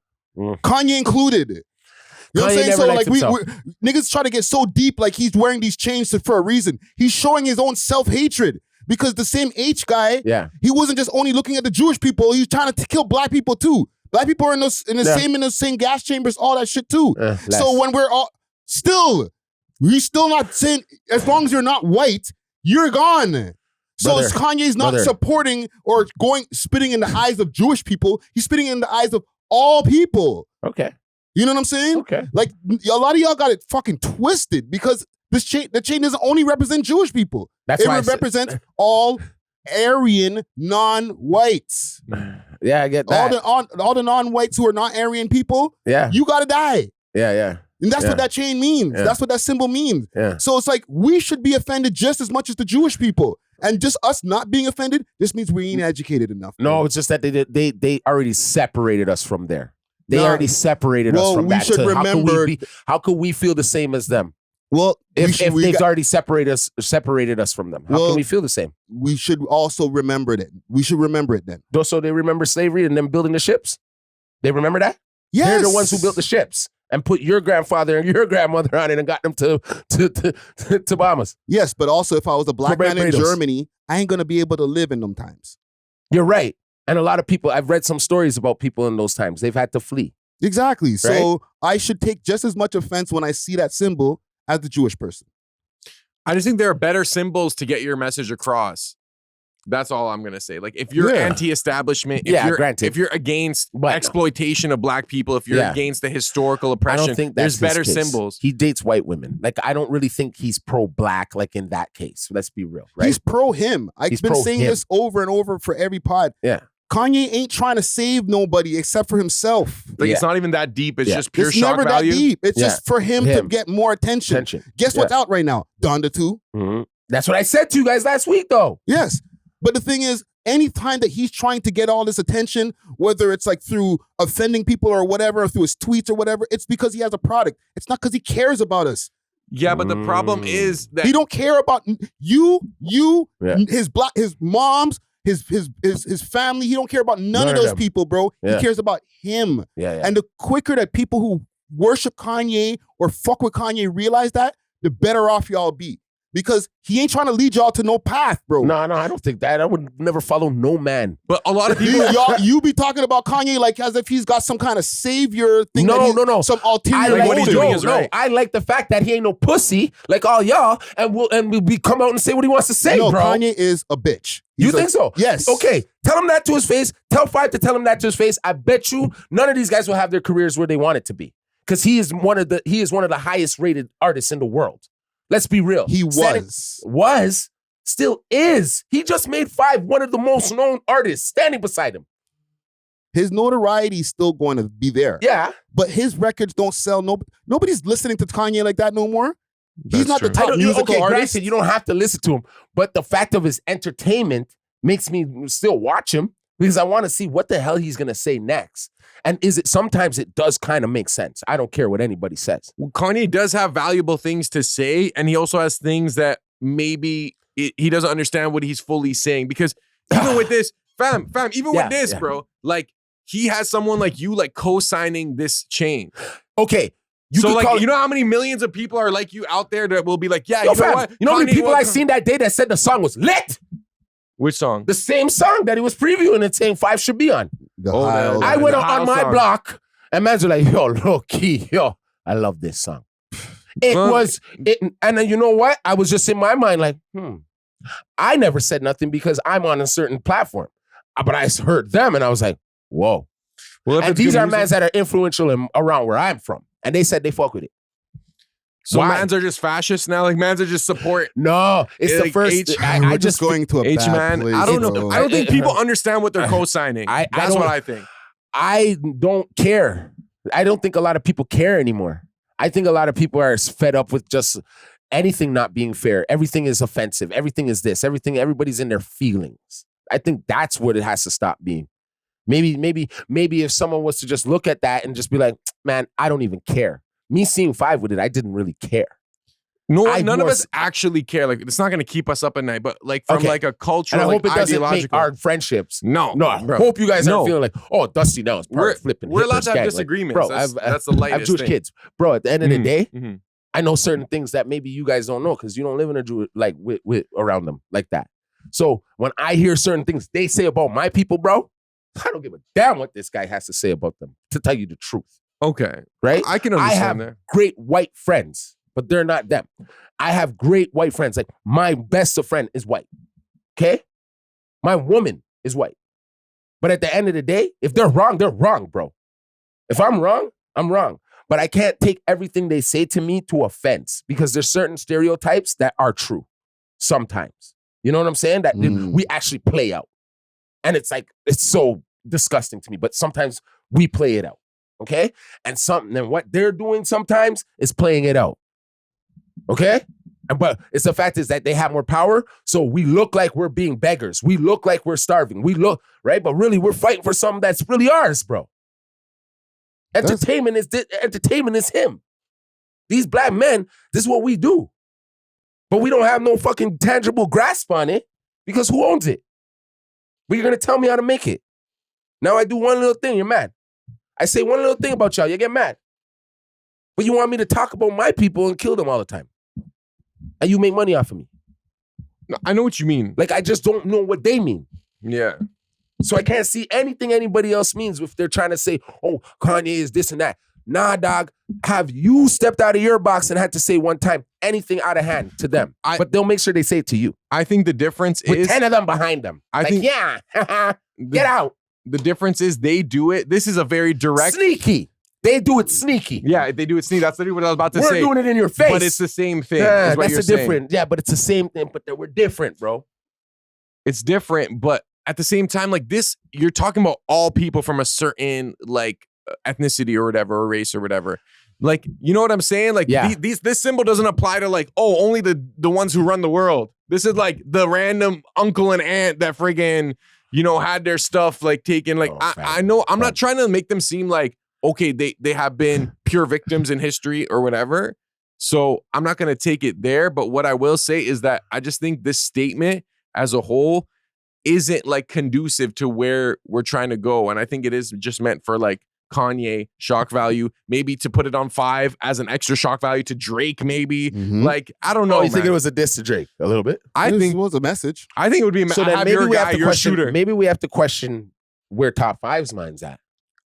Top 5 is just in his moment. Oh, no. What would make, you're my brethren. That Friday. That's like me going somewhere right now and putting on someone that doesn't like you's chain. When you see me there, you would be like, Dusty. Next to the person who don't like me. Dusty, right? Either Dusty or you don't care. But you would have to know, where's Dusty's mind at? Did I do him something wrong? Oh, maybe I didn't give him the deal that he needed. So why he's over here? That's Listen, man, I'll just say this because anybody think like that? That's a good idea. If that's what happened. I'll say this because as somebody who just has a little bit more information from BTS, I don't know what the relationship is behind the scenes with him and the boy. You won't. Right? I know that there's obviously Top 5 and the boy are cool. Yeah. But I don't know how, like, I know they're cool, but I don't know how cool they are as time has progressed. You know what I'm saying? There's a lot of shit going on in the scene, man. We just discussed a whole issue of back and forth that they're having with the Wassas. There's a lot of things happening, man. So I don't know how tight everybody is right now when they touch back to the top guy in the game. You know what I'm saying? I don't know the amount of conversations that are happening behind the scenes with them, the lack of, you know what I'm saying? So do I sound crazy if I say, what would make him put on that chain? What would make me go see Ye? Because like I know no matter how crazy Top 5 can be, he's still a smart guy. In the back of his mind, he might be like, I wonder what Drake might think of this. Or I don't care what Drake's gonna think. This is viral. Yes. That's what I said to you. When he sees this, now he gonna hear me. He should have dealt with me proper from time. That's just speculation part for me. Bro, that's what it looks like. But that could be it. You know what I'm saying? Like, yeah, I'm with this guy who you had issues with, and he's putting this shit around my neck. Deal with me right, bro. Yo, if I started rocking red or blue bandanas, right? Let's say I had like these gang affiliated bandanas. That means I am ready to like stand by this ideology, stand by this association. Yes. So this is kind of, that's more my concern, is that like what you're co-signing when you put on that chain. Maybe there are certain things that he's thinking about, like, oh, they've done our people bad, they've always exploited us, like XYZ. Like, they're maybe the ones who want to lock me up in a mental home. I don't think Five's thinking that deep. Maybe it could. What do you maybe mean? not. What do you mean? His people, them are from Somalia. There's certain things that could have went on. Just going personally off of just one on what I know off of Five. Okay. But like, you just don't know like what wearing that comes with. Like, it's like me wearing a red bandana. Like, I thought it was cool. So my homie gave me a red bandana. He tied it around me. Yeah. Go walk in a Crip neighborhood now. Okay. You know what I'm saying? And like, let's close this because we've been on this for like half an hour. Last point. Passionate. Yeah, no, this is a good topic. Any last points on this? I was gonna say something, but go. Say it. Man, it slipped. Crib, bandana. Okay, that's like. Nah, don't worry about it. But listen, salute to Five. Okay, it's not like it's an anti. Okay, go. How do you know he really doesn't know? No, seriously. Like, how do we know Top 5 doesn't Remember know? when someone tried to call and say, don't ever listen to these dropouts, elementary school, high school dropouts, trying to undermine the kids? How do we really know he doesn't know? Can you ask him? Give him a call. Does he really know about that? That's why I said maybe he is wearing it for a reason. Like, maybe he has done research and then developed his beliefs and been like, you know what? Yeah, I'm gonna wear this because you guys did this. Like, maybe that is the reason. Maybe it's just like, yo, I'm with Kanye West and this is viral, and whatever he puts around my neck right now, I'm gonna just accept. I gave him my GG chain that. Yeah. We gave him one of them because he still has one. Used to wear. He still has one, right? At first I was wondering, like, did he give him the one that he has? Like, no. He gave him one and he still has it. But salute to Top 5, man. There's a couple. I want to take a quick break from this episode to give a big shout out to Only Loud, Canada's one-stop shop for your favorite legacy brands and all things loud.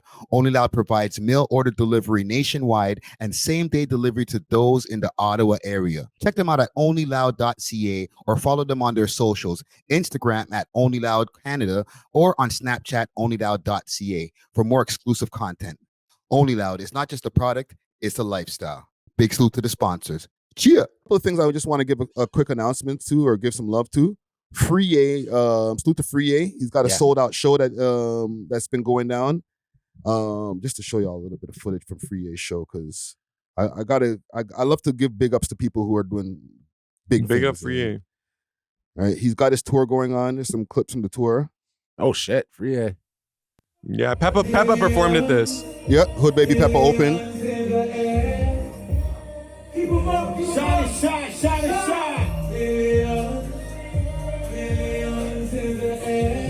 All right, all of his shows sold out. The Toronto show sold out so far. What's we got here?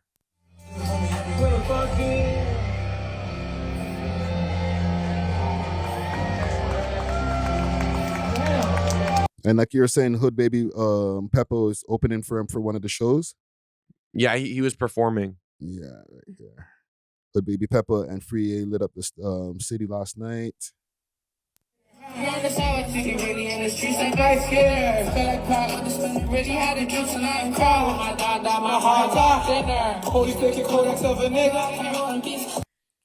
I just wanted to spotlight that because a lot of people complain about not doing any shows. Toronto rappers don't perform. Friyie put together his own show as the headliner, and he put, I don't know, 5-6 dates on this shit, and he's out of here. He's doing his thing. I think more rappers should follow what Friyie is doing and put together their own shows, man. Roni, he did it. His tour has been successful. Y'all can do this, man. You know what I'm saying? Rather than just being online and dropping your songs and like, nah, fam, go outside. Some of them can't. Yeah. A lot of them can't perform at all. I can't perform, period. They're not good. Even in the booth. Also a problem. Even in the booth. I don't want to sound. Nah. You're right. Nah, even in the booth. Should I just back it up? Even in the booth, fam. Am I bad? There are some artists even in the booth without auto-tune, like they can't rap. They don't have no breath control. A lot of these kids are smoking too much grabba and vapes, and like they actually cannot spit a full 16, fam. Yeah, Bare punchins, and it's just like people don't care about live performance anymore, and I don't know why. I just feel like, you know what? It's monkey see, monkey do. And when things are not natural, it won't come out natural. You won't be Friyie. You won't be Pressa. You won't be Roni. You won't be that. I'm not trying to put you down, whoever's listening. I'm just trying to show you then you gotta execute it a little bit differently and want it more than, and not just think, oh, I can do it like this and it's gonna be what people want. Yo, you know what's crazy? Kate, tell me this. When you used to record, wouldn't you think about your live performance and how it's going to be when you perform the song live? Everybody would tell me my live performance are better than the actual fucking song. But it's like when you're recording the song, you're making it in a way where it's like, I can perform this live. Man. Like the lines and the syllables. These kids don't do that. No. They're just like punching. Like you're not even thinking about how this is going to be when you're live. And that's why you're not sick when you're live. As a former or retired artist, I used to do a lot of double time flows. Yeah. Right. And obviously in the studio, I'm punching in while I'm doing the double time flows. But I'm also keeping in mind when I go to perform this, I'm going to have to be able to spit this whole 16. I might not be able to get a hype man to come out with me. So I'm going to finish the bars. Exactly. So I'm going to have to make sure to do the whole thing. And you might have to go do some cardio, do whatever it takes just to make sure that you can spit your bars. And it's more impressive when you actually can spit your bars. And I would tell a lot of artists that when I meet them and I walk into a studio session, they're like, yo, Nos, I made this in 5 minutes, you know. I'd be like, sounds like it. Yeah. I straight say it. I'll be like, yo, it sounds like it. You ever hear that? Yo, I didn't even write this. It's like, I can tell, fam. I can tell, fam. I can tell. And you know how we go with the flow. Whenever you hear that, it's like, fam, you did not write that. Yeah. So I just, I wanted to spotlight that because we can, if we see more of that happening, like Friyie and a bunch of artists like having tours, we can be a self-sustaining scene. Like fans have things to look forward to. Like, my favorite rapper is going on tour around here. You know what I'm saying? Like, yo, he's gonna be doing a Toronto show. He might be doing a Sarnia show. Like, you know, we don't have to wait for mans to come in from America to get some live performances. You know what I'm saying? Because they have fans. It should be almost weekly. Like, okay, this week, Casper and K Money. Yes. Next week, Friyie, Hood Baby Peppa. Bro. The week after, Roan. Like, you know what I'm saying? It should literally be like there's always like a rotating. That's what thing. I've showed a couple artists out there. Shout out Big Four. Like those mans are from Scarborough too, and they're coming back, and I'm like, yo, you guys were gone for 2 years, but you guys could have been touring off of the last album, Wagwan, and still making music. Wagwan, you guys should be in Calgary. You guys should be out. You're telling me about, you know what I mean? It's like you're just trying to stay local, yeah, or you're trying to be universal. You know, it's like just going to Banff alone, Albert. Like those, yo, you'll see how much people mess with Toronto. Yes. I actually sign autographs when I go to those places, bro. Yeah. They're outside waiting for niggas. And now we have the advantage of checking our analytics, so we can go and see, okay, where to go. This place has more fans listening to me, and this place has more plays, and then just go to the places. Yo, rappers, I'll give you guys one place to go. Call Newfoundland, Trapper John's. Best place to go and perform hip hop. The whole town comes out to Trapper see you. John's? It's called Trapper John's. Is that where you got your name? No. Oh. MASH. Okay. MASH. Remember the show MASH? Yeah. The army show, right? The doctor? Yeah. His name was Trapper John. Oh. That was like one of the oldest, like longest running shows or something. So I used to fall asleep to that shit. You know what I'm saying? And be like, wake up and hear Trapper John. Remember we got these. I'd be like, yo. That's a sick name though. Little tidbit for y'all there. You know what I'm MASH saying? is crazy. I haven't heard about MASH in a minute. See, I would always have MASH on it. Be like, yo, Trap. I didn't know that. I didn't know that. John.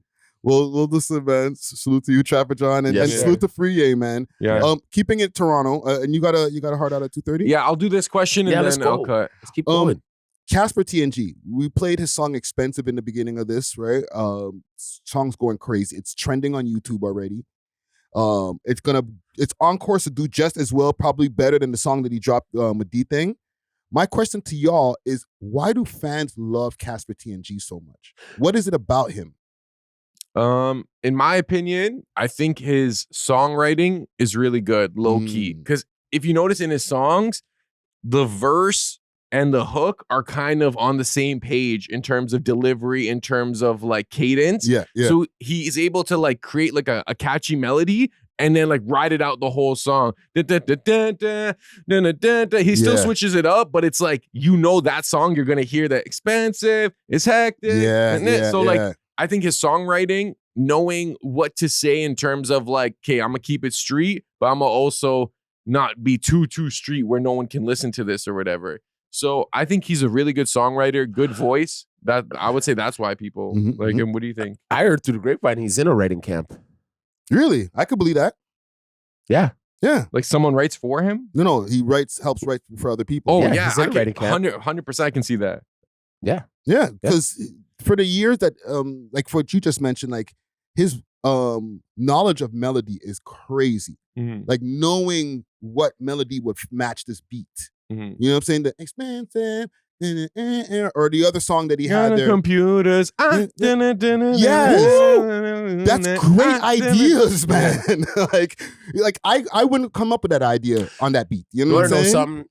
I bet you if we really dig, here's a fun fact. I'm the first performer he's ever seen in his life. I'm the first rap show Casper's ever went to. Ask him. He'll tell you. My bad. Not even. Okay, but yeah. Songwriting. Yeah. Salute to Casper, right? Great. Keep doing your thing. And yeah, I just wanted to pick y'all brain on like why people love his music so much. Because even when he does his live shows, they're always packed.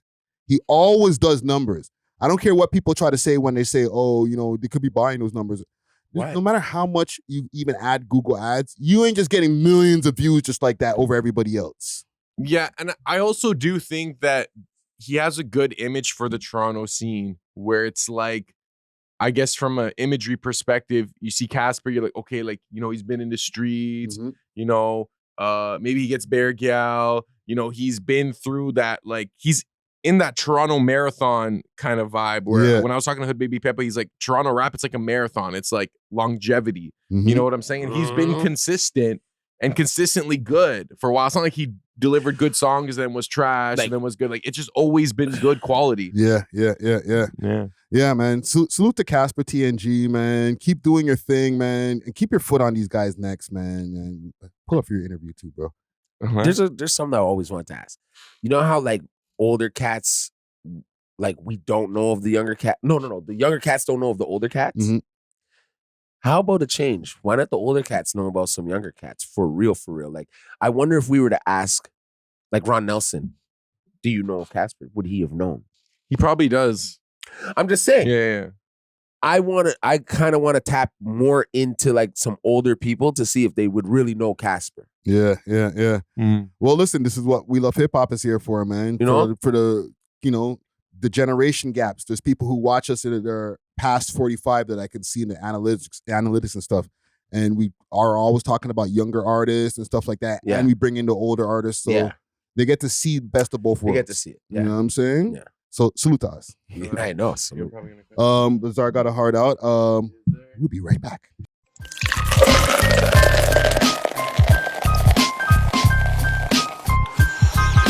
Oh yeah.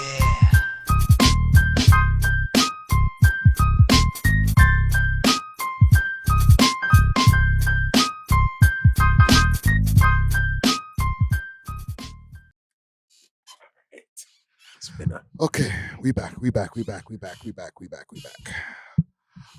Okay, I got a couple more things here for us. We're gonna go a little bit outside of Canada for a quick second. All right. Talk to our American brethren, see what's going on with them. I'm down. Lush One. We haven't spoken about No Jumper in a minute. So Lush One, and you know what? It's good because we were having a conversation about entourages and stuff like that outside before we started the show. Yep. And this actually goes into that whole conversation because he got suspended on No Jumper the other day. Yeah. Right? He got suspended because he had some guests that he invited over to No Jumper News. No Jumper News has started back and everything. So they're gonna have more random people that come in and just to hang out and do the news stories with them. Yeah, man. And he invited, I don't remember this guy's name, or I don't know this guy's name, but we'll find out in a minute. But this gang member guy brought 30 people with him. He told him you can only bring 2 people with him. Because I guess in the past, this guy's brought a lot of people with him before. So he said you can only bring 2 to 3 people tops. Yeah. The man brought 30 people, including like people with tacos and all types of shit. It got out of control. A birthday cake. So I'll play it for you. What? Hey. And Lush had to go outside and talk to them because Adam was actually walking, before I played the video, Adam was walking into the building, seeing all these guys outside. They're like, yo, we're here for y'all. And he was like, I don't know about that. I'm going in the building. You guys wait out here. And he sent Lush out to go deal with him. So this is the video now of Lush dealing with him. So come on, bro. Last week, nigga. Yeah, but don't do that, bro, right now. Don't do it. I told you last week and you told us. I told you I was with, nigga. So come on, bro. You playing with us, bro. What's up with the shit? I'm getting all handled right now. I'm getting shit set up. You feel This nigga bullshit. Look, man, I'm Pancho, man. Look, I was here, man, to come support my community and speak on the reputation of my community, bro. And for you to be doing this and lollygagging people out here. So what happened? Man, but look, because I'm what gonna happened? have to look past that. So he's under a lot of pressure right now from the man. Pressure, bro. Or pressuring the white dude so much, bro. Chill out. Oh man. Well, it's kind of his fault, but not his fault because he told them no, you can't bring. You can only bring 2 to 3 people. Yeah, and they bought 30. That's crazy. So, and Adam, naturally he got pissed and suspended him. He didn't fire him for the people who think he's fired him. He got suspended. Yeah. So whose fault is this? Is it Lush's fault? Is it the artist? Because like we were speaking about outside, a lot of artists have an issue of just rolling up with just them and a couple of people. Yeah. They got to bring out the whole hood or at least 7 to 10 mans. Yeah. I've dealt with this multiple times when I'm dealing with interviews where I'm like, yo, we don't need 10 of you guys here for a 1-man interview. Nobody's even sitting on camera. They're just sitting on the side. Yeah. So whose fault is this? It's the artist. Yeah. It's the artist because exactly what the man said. You see when the next guy is like, I came here to speak about the community and everything. I seen already in my head like him being on the block, being like, "Oh, y'all gotta come. Yeah. You. Hey, you gotta talk about what's going on in the community, dog. You know, like, hey. Just ignoring exactly what Lush told him, right? Yeah. When you should have just picked the guy who needs to speak about the community and the guy who brought tacos. Bring some food, bring the guy with the community, let's go. Yeah. You know what I'm saying? Make it worth our while. You brought 30 niggas that were gonna do nothing. Almost made me feel like they were gonna start beating up on the nigga. I just don't understand the knowledge. Actually, I can't even say I don't understand the logic. You understand it. I've been there before. Yeah. I was annoyed when I was in there. Like when I was a part of the big entourage, i.e. with the Empire days and stuff like that, I used to be annoyed. I used to be annoyed for the people who were annoyed at us. Yeah, because you have respect. Yes. I'm there looking at them like, you guys can't all come in here and I have to do this. Like you're not Michael. You ain't Diddy. You ain't 50. You ain't, you know what I'm trying to say? Yeah. But you gotta play the part to get there, I guess. And even those guys, they've minimized their crews. Like 50, once upon a time, he used to roll around banging Smurf, all these other guys, like 30 niggas in his crew. Yeah. Now, when you see 50 roll around, he probably has his publicist. Maybe Yayo sometimes. You know what I'm saying?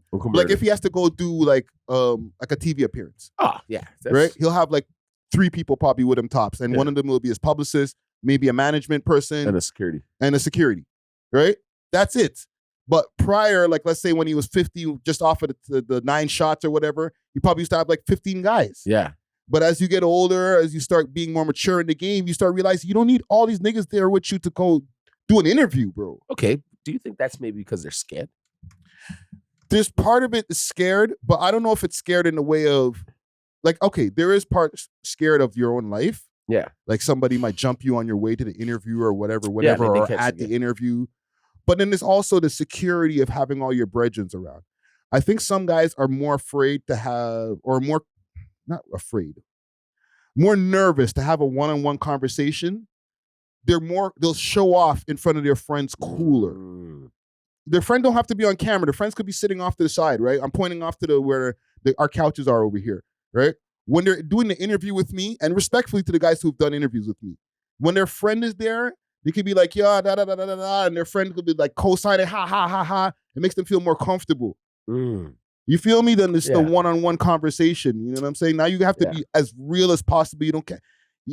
You know, I'm gonna hold you to the fire of There's being no real. putting a battery in your back now. Yes, you don't have to put up the facade in front of your friends. Be cool for your friends. But you're doing it for the TV, so you're still gonna have to put up the facade. Yes, but if you're having a one-on-one convo, like in a room, like let's say it's just me and the artist, I feel like I'll be able to get more out of you if you're just sitting there by yourself. Yeah. Then when you're there, when you got your crew behind you, and I might ask you a question that might make you seem a little bit vulnerable. You're not going to answer it in the same way if your boys are there. Right there. You know what I'm saying? Because you don't want them to know, oh, that was that vulnerable moment. He might chuckle on the side, and it's like something that you're talking about that's serious. You know what I'm saying? So it's like when their entourage is around, then they act even cooler. They might even talk less. Yeah. You know what I'm saying? Because it's like, yo, I don't want any of my boys to be like, yo, this guy's a chatty patty. Yes. So it's like, it's counterproductive in the end of the day. You know what I mean? You're bringing all your friends around so you can be cool in front of your friends, and you're being too cool to even talk in the interview properly.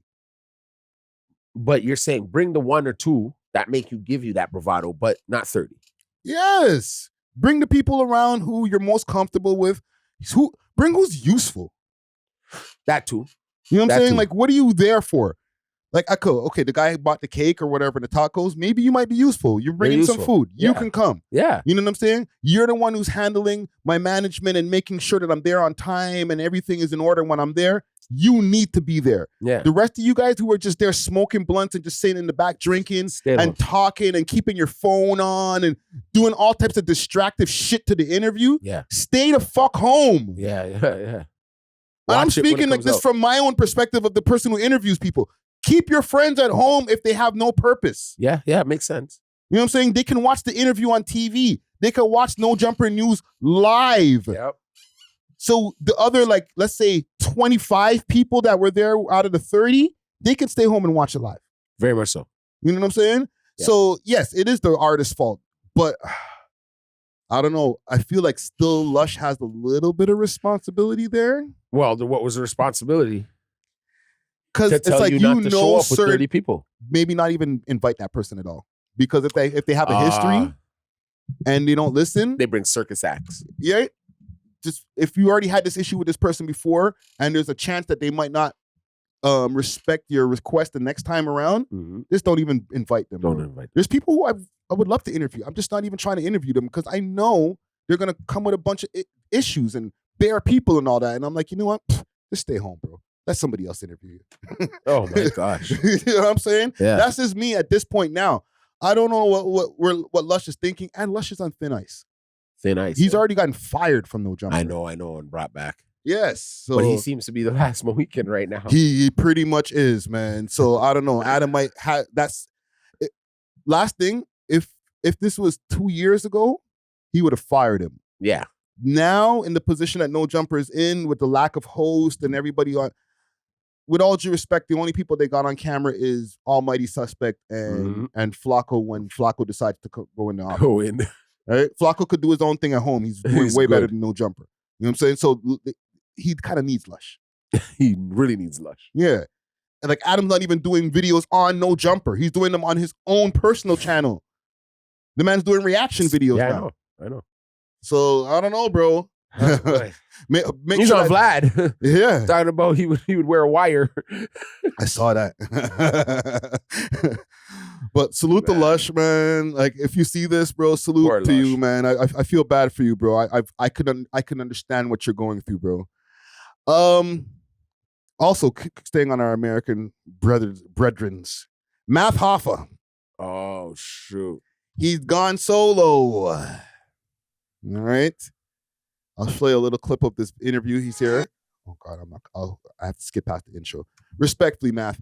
The 45-minute intros or 45-second, 1-minute intros of you and the music, cut that, bro. Get to the interview right away. But I've said this before.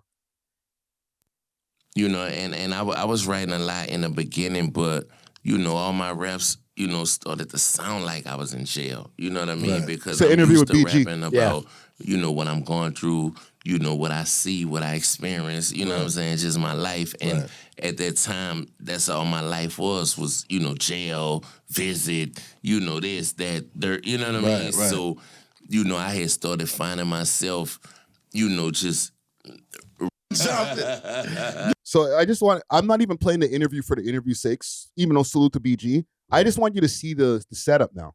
Yeah, I know. He's I there by noticed himself. He's out of the barbershop. No more barbershop. This studio looks great. Yeah. You know what I'm saying? With the guitars in the back. He's got his logo on the screen here. This looks amazing. You know, he's been going through his share of issues as far as like different co-hosts who have left him. You know, Bag Fuel, Esso and Heineken are doing great. Great. Yeah. You know what I'm saying? Bigga left afterwards. Mecca went on a little podcast tour lately talking about some of the, you know, things that might have went wrong. Yeah. But people were wondering, is Math going to be able to continue? Like, yo, you're in the barbershop in the dark.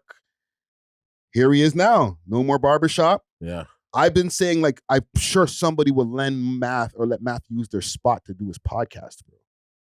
But now he's there dolly. Do you think that we're going to see more of these moving forward, just him dolo? Or is he going to try to get some kind of crew back together? He could do a dolo now. I think he should. He could do a dolo now. Because the thing about people who aren't in your position that come around the positioning, they feel like they can be in it now. After they've done, that's like me. Like, I would never do that because, you know, I have my own world, right? Of things that I do, like, that will benefit what we do, right? But these guys now want to do what he does. So that's where I see a lot of problems will come into play. Yeah. You talking about Bigga and Esso and all those guys who left? And the guys now, like whatever's going on with them now, why he has no crew. I don't really I seen it was just dissipate, just gone. Yes, but a lot of people blame this on Math. Math blames it on everybody else. Exactly. But I could see where Math is blaming it on them because he's like, I'm the bigger picture, and now they want to be the bigger picture like me. So instead of them like kind of like saying, hey, I'm gonna go off and do my own thing, they cause a disturbance to make it look like it's Math not being fair. But what about and this is good that I'm having this conversation with you because I've only covered Math Hoffa on my live streams and shit. Mm-hmm. I never got to get the opinions of my co-host and shit. Like, yeah. What do you think about him losing the shop? Was like he didn't pay the electricity, like he was having issues with the landlord, like they didn't know that it was for podcasting as well as a barber shop. Like, whose fault was that in that situation? Is it Math's fault for not getting his business right, or was he being fucked over by the people? Was the barber shop his though? No, he subleased it. He subleased it. Yes. That was his mistake. Okay. Talk to me why. Should have been yours. Even if you had a landlord, you can still work around that. Yeah. So you should have been leasing directly from the landlord. Yeah. Then it would have been okay.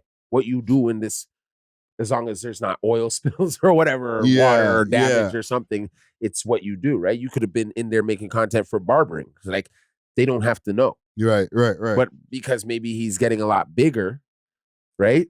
Someone can see that and then they reporting it, I guess. I don't know. Dude, he had Robert Kennedy in there for an interview, bro. Right, like, he's had some big, like, no matter what, like Math, he has 1 million subscribers for a reason. Yeah. Because he has some huge interviews over the last 4 years and shit, or 3 years. You know what I'm saying? Like, so my expert opinion as a brand is it's certified. Certified. But too many hands were in the pot. I've said that a few times. Way too many hands were in his pot.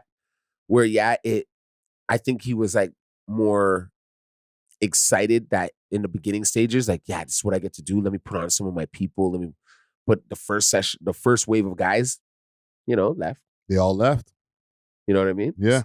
SO gone on to do great things. No, hold on. Left is one thing, but he also says he fired these guys. So it's like, we don't know the real story because there's one side or they all said, yo, we left this nigga. And then he says, when he gets on his rants, he's like, when I fired those bitch ass niggas. See, that's the thing. It's whatever it is. Niggas is gonna say what they want to say, right? Right? They're always gonna say what they want to say. The proof is just in the pudding for me. That's the type of person I am. Yeah. So now when you're in a little rinky-dink, little small studio now from being where you were, it shows. Don't do that to us. No, I'm not gonna do it. It looks very nice. It looks great, but it's not his. Yeah. We went somewhere and they put their thing on the screen. You get what I'm saying? Yeah. I don't want to give it away like that. Like, I'm not dissing them, but it's not hard to go find somebody's little studio and do that. Yes, but what I'm trying to say is he should have had his own. Yes, or with all that money. I might have to go the opposite way. Maybe he should have been doing this in the beginning and bring down some of his overhead costs. Like, rent out with people, for like maybe a month block. Maybe go to people who he can sponsor their spot through his podcast. He's got a huge name now. Let me use the spot for free and I'll promote your spot. You know what I'm saying? Instead of taking all of that responsibility on his head of having this location that he's responsible for. Because that didn't work out, fam. They said he had a $7,000 electric bill that he was like, I don't even know how it got that high. And I'm not paying it. And then the lights went out. He's sitting there in the dark. Yeah. So if he didn't have those responsibilities in the first place, kind of like with Adam, and he says this in his own life too, like, Adam bought a $4 million spot. Now he's crying. Yeah. Maybe you shouldn't have bought a $4 million spot. Yeah. Keep your overhead costs low as possible, bro.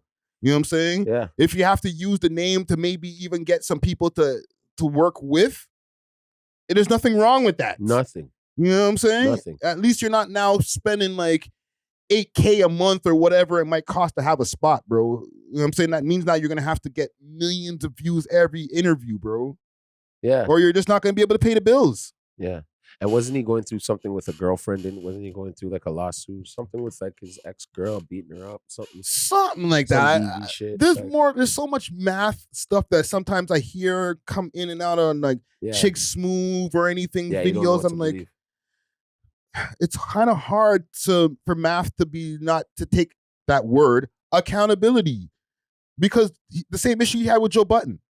Joe Budden's like, anytime somebody has too many words, like you have so much explanation and there's have to be a lot of words, I got to get away from you.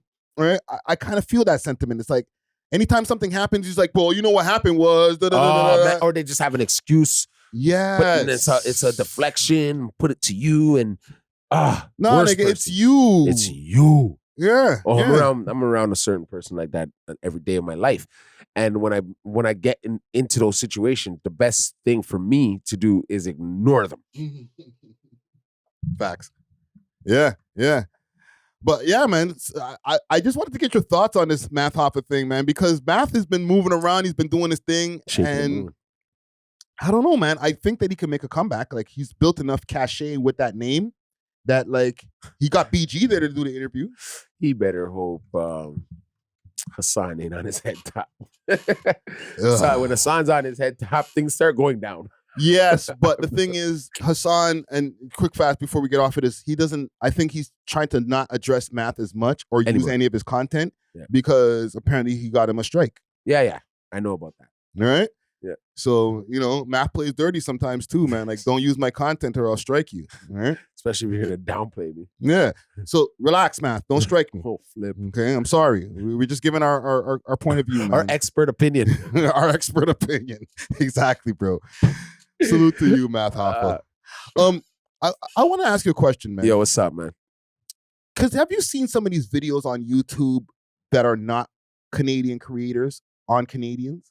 So, for example, Brandon Buckingham. Yeah. He came here. He got almost 1 million views off of us right now. Yeah. Right? But if we go outside and do that, we're not going to get the same amount of views. I've interviewed Roadrunner in his hood. If Brandon Buckingham came to his hood and interviewed him, different story. And not only that, there's like these documentary pieces from all these American creators on Top 5. I seen one on NHSJJ the other day. Yeah. Right? What's my question? What's Americans' obsession, and how is it that they're able to eat off of us more than us? Like, I'll show you the analytics here, right? And I'm going to put something on the screen for the viewers at home that I rarely ever put on the screen, okay? But I'm going to show y'all the behind the scenes, the analytics. All right. Now, in the analytics I'm showing you here, these are some of the what your audience also watches. Yeah. Okay. You're gonna see the regulars, Voices from the Staircase, Rock Boy Ninja, Christmas List. Salute to them. All right. And then there's other ones. Where was I looking at before? Because actually, no, it changed. Because when I had this window open before, there was all these different American creators that were in there too, who made documentary pieces and stuff like that are popping up in the analytics. But when you look at right here, Hip Hop Daily, 51,000 views, the brutal murder of NHSJJ. Hip Hop Daily does bare American content, but when they touch on our shit, it goes crazy. Even when UK guys, look at Trapler Ross, he did a piece on Toronto, it goes crazy. What is the obsession when other people do content pieces on Toronto? I feel like maybe it's because they're it's where they're known. It's their little following, but their following wasn't tapped into us yet. Right. So they tapped them in. So that's where it goes. Yeah. When it goes to those numbers. Like, come on, let's be real. Right? But like, and we're hot still. Yes. We're hot still, but we're I feel like I understand it too. Like, we always want it to be positive, what's coming out of Toronto. I get it. I would love for it to be. But right now, I feel like, they need to see some of our bad shit going on in this city. They like the drama, bro. No, they need to see it because, and also, you got to remember what they have over us as Canadians. We're doing their culture. Yes. You understand? So as an American now, I feel like I would be very interested in seeing Black Canadians, what they're doing, how they dress, what's going on. If I was thinking they were in igloos like they think we are, I'm watching this because I really want to see if they're in igloos. Yeah. I want to see this. Like, because those pieces always start like that. A lot of people look at Canada and Toronto as a place where there might be igloos and people are polite. But when you look into the underbelly of the gritty streets, and today we're going to get into the story of so-and-so. It always starts the same way. Yeah. When you think of Canada, you think of this. And then they show all these images maple of syrup Canada. and beavers. Yeah. And then they're like, but on this side of town, this gang, right? And then they get into the story of Top 5 or the story of Casper TNG. Yeah. But for us, when we're doing the stories, we're already here. So we're not like, oh, when you think of Toronto, da, da, da. Like, no. So I guess maybe that's the allure too. It's like, surprise, they're not igloos. No, surprise, these guys get down. Yeah. These guys get down. Because all the stories start the same way, I noticed, bro. Yeah, so it's a more of a curiosity thing for us for when it comes to those out-of-towners for us. You know what I'm trying to say? It's just like for us, if we were to do, look, when you do content on someone else, not from here, sometimes they go. But it doesn't go as crazy as the reverse, fam. I'm telling you, fam. Yeah, like if I did a story, America has more people than you. Yes, and let's be real. Some of these content creators, even if we have more subscribers than them, it weighs out in their algorithm a little bit different in America than ours. Yeah, the Canadian algorithm is a teeth in algorithm right now, and you know that. Like, look at these videos, fam. Like, look at this one here. Hip Hop Daily again.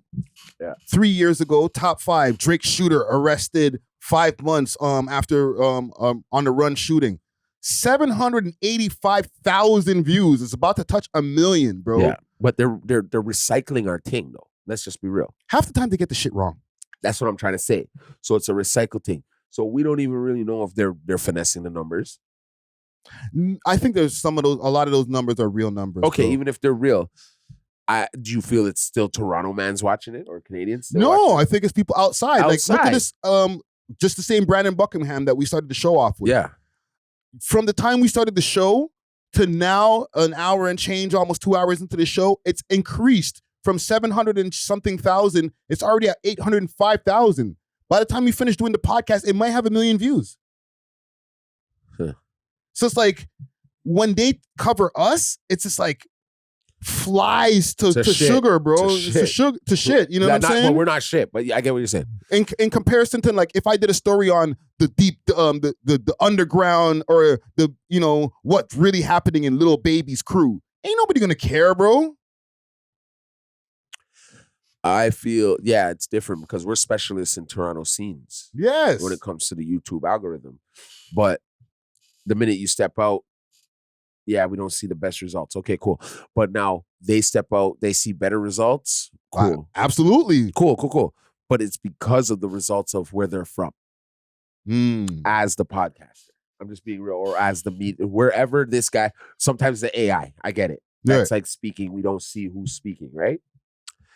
So I'm really like, I'm always confused. Nowadays, I feel like you can pretend you're from somewhere else and still be where you're at. Yeah. But a lot of these companies, a lot of these pages, they're actually American pages. Like, there was a page that did a story on Boondog years ago, and that shit had like 96,000 views in like a day. Yeah. You know what I'm saying? But it's like, you ain't even from here. But as soon as they talk about Toronto shit, they get bare views, fam. It's like a hack for an American creator. But it's the fact is that are when they're watching us too, because sometimes I see in the comments, like, I'll know if it's like a Toronto man bigging up the mandem, and then I'll know if it's an American kind of like downplaying the mandem. Yeah. Like, what the hell's Crody? Like, they're gonna go off on us a little bit for this Brandon one. You know what I mean? Because when he was like, give me some of the slang, even though that is our slang, the Americans think that's why I feel like that's maybe why they're watching it too. How do we downplay these Black Canadians in the rap scene? Like, what's so interesting about them? Because all they know is Drake. I think that's what it is. It's like, because all they know is Drake for so many years, when people start spotlighting, especially the way they title it, Canada's most dangerous hood. Oh my God. It's like, all right, I gotta see this. I gotta see this because I heard they have igloos. Yeah. Where it's like, okay, now I get to see more. Then you got a bunch of people who are sharing this video like, yo, look at this shit. Oh, this is Canada, bro. Oh, it's crazy. Yeah. Right? In comparison to, like, if we do the coverage, then it's not going to hit the same. No, it doesn't. You know what I mean? It doesn't. So, salute to the American creators who keep on putting a spotlight on Canada. But I just felt it was like, I just needed to wonder. I wonder, like, what is the obsession? You know what I'm saying? Yeah, as much as they hate our slang and everything, they say they hate it, they're still watching it. Yeah, because they're going to make money. Exactly. I got a couple more topics here for us before we get out of here. Let's go. So the Mollies are wilding over in the UK. I wanted to just take it to the UK for a second.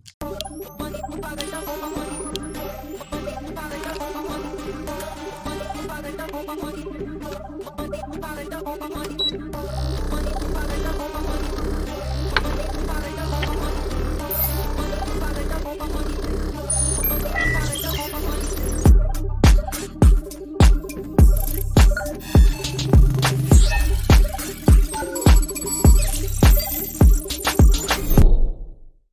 wanted to just do a quick experiment for our UK viewers, because I know we have a small percentage of UK viewers, but I've been on their UK drill Reddit page. Yeah.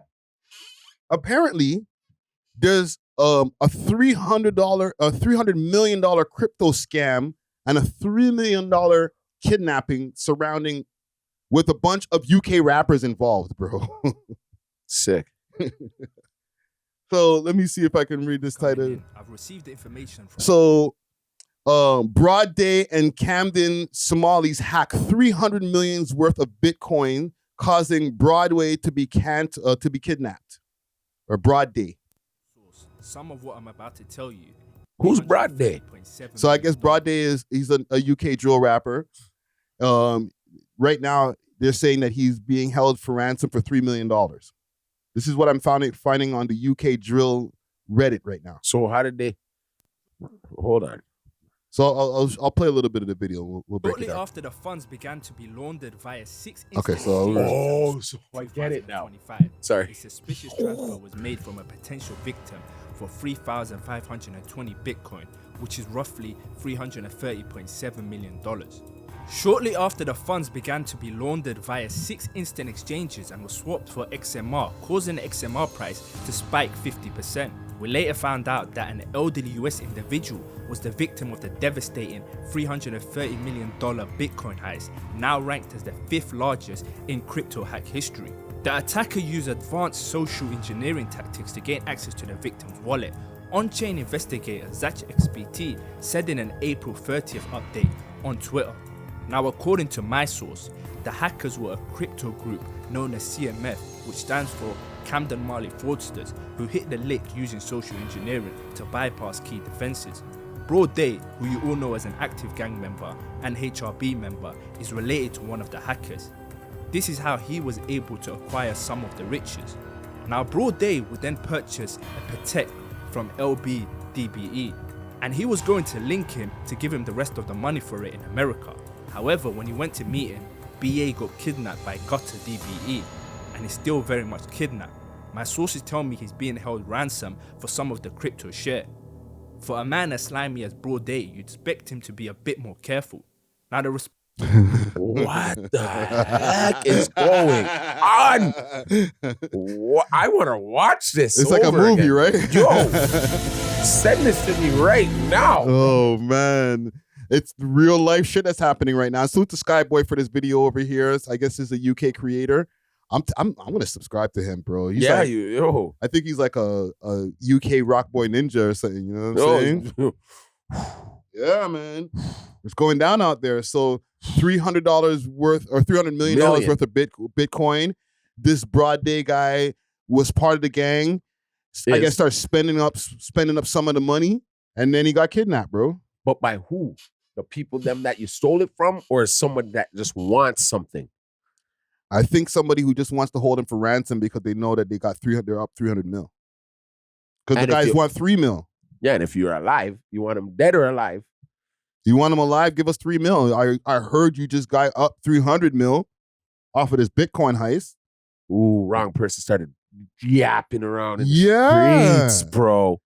Yo, bro, it's a sticky story, fam. When I found this on the Reddit, I was like, yo, I'm bringing this to the pod.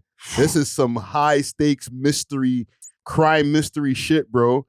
$300 worth of crypto. One, like, I don't want to salute anybody for crimes or anything like that, but yo, bro, this is what you guys are on over there in the UK. Yo, Toronto man, y'all might need to take some notes, bro. No, let them on it. They're on it over here too? They're on it over here too, okay, brother. At least, because fam, it's going. There's more than one ways to skin a cat, as they say. Yeah, bro. Right? Yeah. Imagine don't have to be standing up on the block all day waiting for a chop. You can just get on these computers, learn how to use that shit, bro.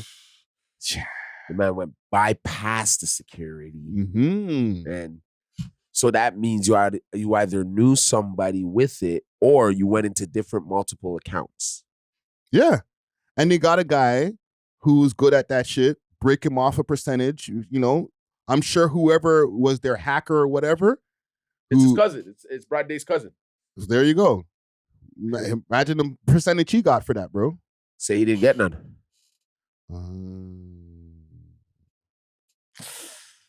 300 million's a lot, bro. To not like if someone's like, yo, give me like 100, 200, you're just supposed to give it to the man. But I'm saying, like, say someone didn't get something. I don't know, bro. Something happened here, bro. Because that's what I'm saying. Someone didn't get their cut. Yeah. That'd be the only reason why I'm coming to take you. It could be that, or it could be the theory that I'm thinking, like, yo, we know you got it. Everybody knows you got it. We know. We're in Canada. We know they got it. They now. know you got it. You're up 300 mil. Can we hold something? Yeah. Can we just kidnap your boy? If you want, give me the 3 million. You can get him back. Is it still? I wonder what the repercussions of the 300 mil now are when it comes to actual federal government. You're going to jail forever. 300 mil, bro. You go to when the feds finally catch up to them, bro. They're locking them under the jail. That's so a lot of money. all a waste of you guys. So now you just interfered in a man that federally stole 300 mil from the people, I guess, from Bitcoin. Yeah, right. Now you're up for kidnapping. Mm. You're not gonna get as much time, but you're up for kidnapping. Now you're involved in the crime. Listen, for all y'all people who think that these guys are they're just tea and crumpets. Yeah, right. Oh, yeah, right. Those guys are mixed up, crazy. There's way more than tea and crumpets going on over here, man. You can get a lot of tea and crumpets for that 300 mil right there, bro. Yeah, absolutely. English pounds. And on top of that, I think it was American money too. So like, oh man, they're laughing. They're chilling, bro. Yo, bro. I'm not trying to encourage no crimes, but I gotta give like, if you're gonna go for it, go for the gusto. Go for the gusto. But the thing is, they didn't hurt nobody. Now they're gonna get hurt for it though. It's what do you call those crimes? A victimless crime. It's fraud. Yeah, it was. We found a way to trick the system. Boost up, get all these Bitcoins, and then cash it in. I still think there's victims because of whoever you took that from woke up that morning and was like, where's my money? Yeah, I'm down a couple of Bitcoin. Where's my money? Yeah. You know what I mean? That's heart-wrenching. Yeah. Right? And yo, if anybody who knows the Camden Mollies over here, yo, fam, like, tap in.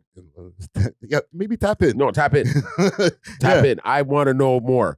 I want to know how Broad Day is doing right now. Yes, man. Like, I want to know, is he alive, dog? Does any fingers get cut off and sent back to y'all niggas? That's why now I need to keep an update on what's going on with the UK mans, bro. Like, and last thing but not least, when it comes to this UK shit, we all draw from the same place. Okay? Yeah. I'm not gonna say who. I'm gonna hold out my homie who was like, yo, niggas get your shit from the UK niggas anyway. What? Stop this, bro. It annoys me when people say that, man. Fam, when I go to I have cousins from the UK. When it's time to go to Jamaica and family meets up, they're coming from the UK, I'm coming from Canada, same lingo. Exactly. Same lingo. When our parents are all talking in the Racha patois, we understand them. You know what I'm saying? So it's like, you're right. We're from the same place. We all have the same lineages. So it's like, if we're going to have the accents that are closely or very similar, it's not because we were watching the UK mans. No. We were watching Top Dog and we were like, yo, I want to talk like them. No, fam, we just talk like each other. They were in the same situation we were in at the same times when it came to the rap scene and watching videos on. You had to like dig for UK shows. You know what I'm saying? Like, it's just like how you had to dig for Canadian shows. Yes. You know what I'm saying? We were having the same issues as them. They wanted to be American and we wanted to be American. Some groups that were out of the UK, you didn't know at the time, were from the UK. Yes. And they're rap groups. Yeah. So I hate that narrative when people are like, oh, y'all Toronto man, you trying to be like the UK niggas. No. Nah, fam. And I'm not even going to say the UK niggas are trying to be like us. No. We just all draw from the same lineage, bro. Yeah, Bridget. Yeah, man. But salute to the UK mans, bro. I got one more last thing for us here. There's glasses I don't know if it's in a protocol phase, but they've invented these glasses that when you wear them and I look at you, I can see your whole dossier. Yeah. I can see your profile. Wearing them right now. So here are the glasses here. The street. The information our tool collects from just a photo of your face. Oh, that's rewind. We built glasses that let you identify anybody on the street. The information our tool collects from just a photo of your face is staggering. So I'm getting these. To use it, you just put the glasses on, Watch then this. as you walk by people, the glasses will detect when somebody's face is in frame. This photo is used to analyze them, and after a few seconds, their personal information pops up on your phone. Oh no. June Lee, right? You're That's from Bergen unfair, County dog. Academies? Your Korean name is Ju Yoon?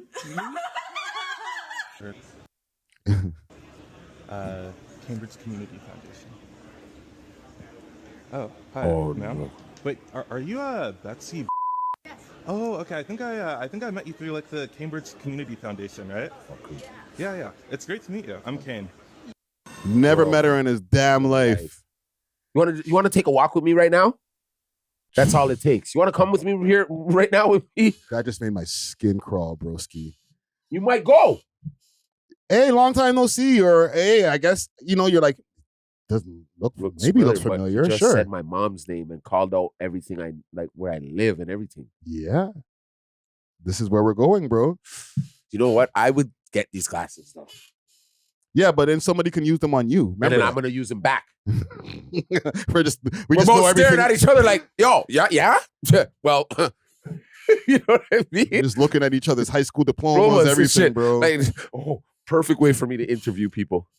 That's right there. You Oh sit there as the my- boss with those glasses. Somebody walk in there try to lie to you in the interview. No. Be like, bro, you ain't got nothing. Yeah. You ain't went to school one day in your life. Yeah, you can pull up all of that, or at least whatever is available online, you can get that. Ooh. You know what I'm saying? I don't know, man. I don't think that we should have this kind of power in our hands, bro. To be honest, like it would be cool to have it if I'm the only one who can have it. I know, but if you have it, I want it too. Yeah, exactly. So, So it's I'm like getting it. if we all got it, now we're walking around like Everybody knows everybody's profile. And- It's a fair game. yes, if it's affordable where everybody can have them. How much are these? Look them up. Oh, they're still not out there like that, bro. I'm gonna get a pair. Watch. You know what I'm saying? If whoever's buying the protocol versions, Oh my gosh. the beta versions, they probably cost thousands right now, but maybe by 2036, there might be $20 glasses that anybody can have. Maybe $50. NASA. That's too cheap. To then you could just Yes, but the thing is, it's like you said, it's like if you have them, I need them too. You know what I'm saying? Like you can't just be looking at my info and I don't have access to this type of technology too. Yeah. Right? So to make it accessible for everybody, they're gonna have to lower the price. Or No, only they're the not. ultra rich people are gonna be Yeah. able to have that. Yeah. And but that's unfair, fam. It's all Like about- you can just walk up to me, you know everything about me, bro, and I can't use my glasses and know shit about you. So I'm talking to you at a disadvantage of you knowing everything, like as if you almost read my mind. That's not fair, bro. I know it's not. I said that, but you know what? I had to go tap in and be like, you know what? Hey, now it's time for us to get rich. Yeah, it's like I got more money than you, so I can know your information. And I can know you're a poor ass broke ass motherfucker. But- Just off the look.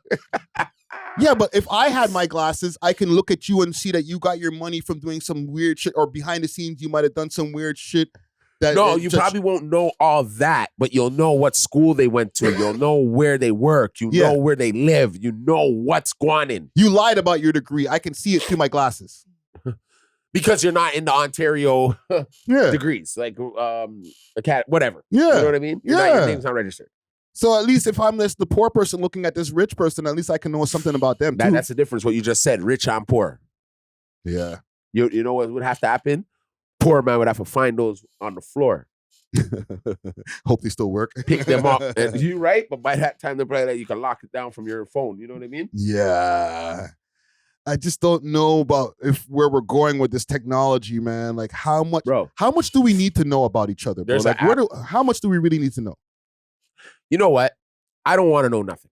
Me as the person that I am, like whatever you're doing behind your scenes is what you're doing, right? Like Yes. I don't want to know. Just as long as you're my friend and you as long as you're not drinking baby's blood and you know what I mean, doing weird shit.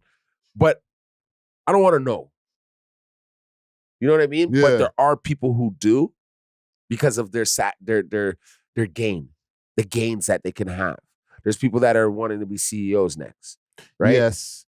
And there's people who also use this for dating. I've seen in this clips, there's clips of people who are using it in dating situations, and they're trying to like compliment the girl or do all these different things so that they could be one step ahead of the girl. Yeah. But it's like you're using these glasses. A cheat code. You're a sucker. Yes. You're a sucker. That's sucker shit. Let's just be real. That's sucker shit. Yeah. You know what I mean? That's sucker shit. You're into, purple flowers. Well, that's what I got you. Like, oh, you just figured that out. No, I got glasses technology that are just giving me a dossier of everything that you've bought before in your life and stuff. And then kind of like, yeah, I know it's cheating. Come on, cheating. fam. It's cheating at its finest, but there's certain things that we're gonna have to go with the drift. Yes, it's just that like it's gonna have to be like everybody can have it because some people who might have it might be using it for nefarious means, where the other person might be using it for good. So make it an even playing field where everybody can have them, not just the person who might have some effed up shit in their mind. Same thing as what the police have when they sing your plate. They have that system now where on the highway they can see from 20 cars down if your shit is fucked. Right? Yeah. What's the difference? Now I have an app, won't give it away because I'm in a certain field. I can take your license plate, scan it, and I have all your information. All your information, yeah. Because of the field that I'm in. Yeah. You know what I'm saying? So I'm like, get with it, brother. Yeah. Because it's here. It's here so sick. It's here so sick that I have to be ahead of the curve when it's coming. You know what I'm saying? Because they're doing it to me, I'm doing it to you. Yeah, let me see your shit. If you're gonna look at my shit, I gotta look at your shit. You gotta watch it. Pause. I'm now the guy in traffic. You tell me, you flip the bird at me. I just be like, yeah, you can see all. I'm just on my computer like this in my car now.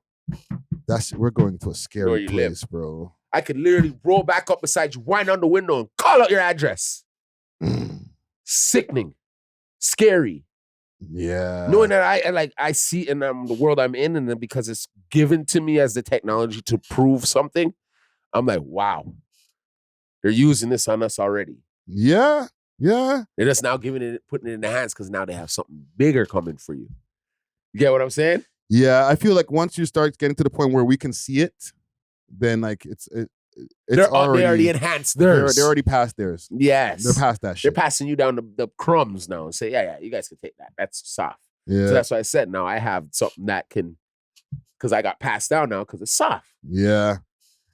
Listen, man, we're going into a scary world. You know what it's causing? Don't do crime. Yeah. I'm in my kids' ears every day. Yo, you may not like school. You may not need the go to high school, whatever, finish it. You may not need the second, but go to school, stay a good citizen. Yeah, and don't lie. Because if you're lying to somebody and then they're wearing the glasses, they're gonna catch all your lies. Well, everybody lies. Everybody lies in this world to get ahead in whatever they got to do. But what I'm saying is, you're now in the world of no matter, even though like now liberals won, so that little deal of going to jail for the rest of your life and all that is but it's these things that will come into play that will still set you up for self-destruction because now I'm going to be like, I could walk up to you now and I could be just a normal person, but you're on the run for something. As soon as you walk past me, I seen your wanted picture come up in my thing. Yeah. I'm going like this. Click. 911. Hello, miss. I'm standing. Yeah, that's where things could work in a good way. That's not a good way. I'm just saying that's a bad way for the man them that are doing their for the criminals. But for a citizen, like, I can see that you're a murderer. Yeah, you have a warrant out. I can see that with my glasses. I can, call 222 tips, whatever you need to do. You're a murderer. Yeah. So yes, there is pros and cons when it comes to this, but it's just we got too much power in our hands, man. Imagine what I would use it for is jobs. Interviewing people. Yeah. I would literally just set up the desk, sit there, let you give me your resume. I'd look at it, look at you, put down your resume, and just keep looking at you. Yeah, because once you could see on the screen, like and then I would ask you a certain question. You're born here? See if he said yes or no. Yeah.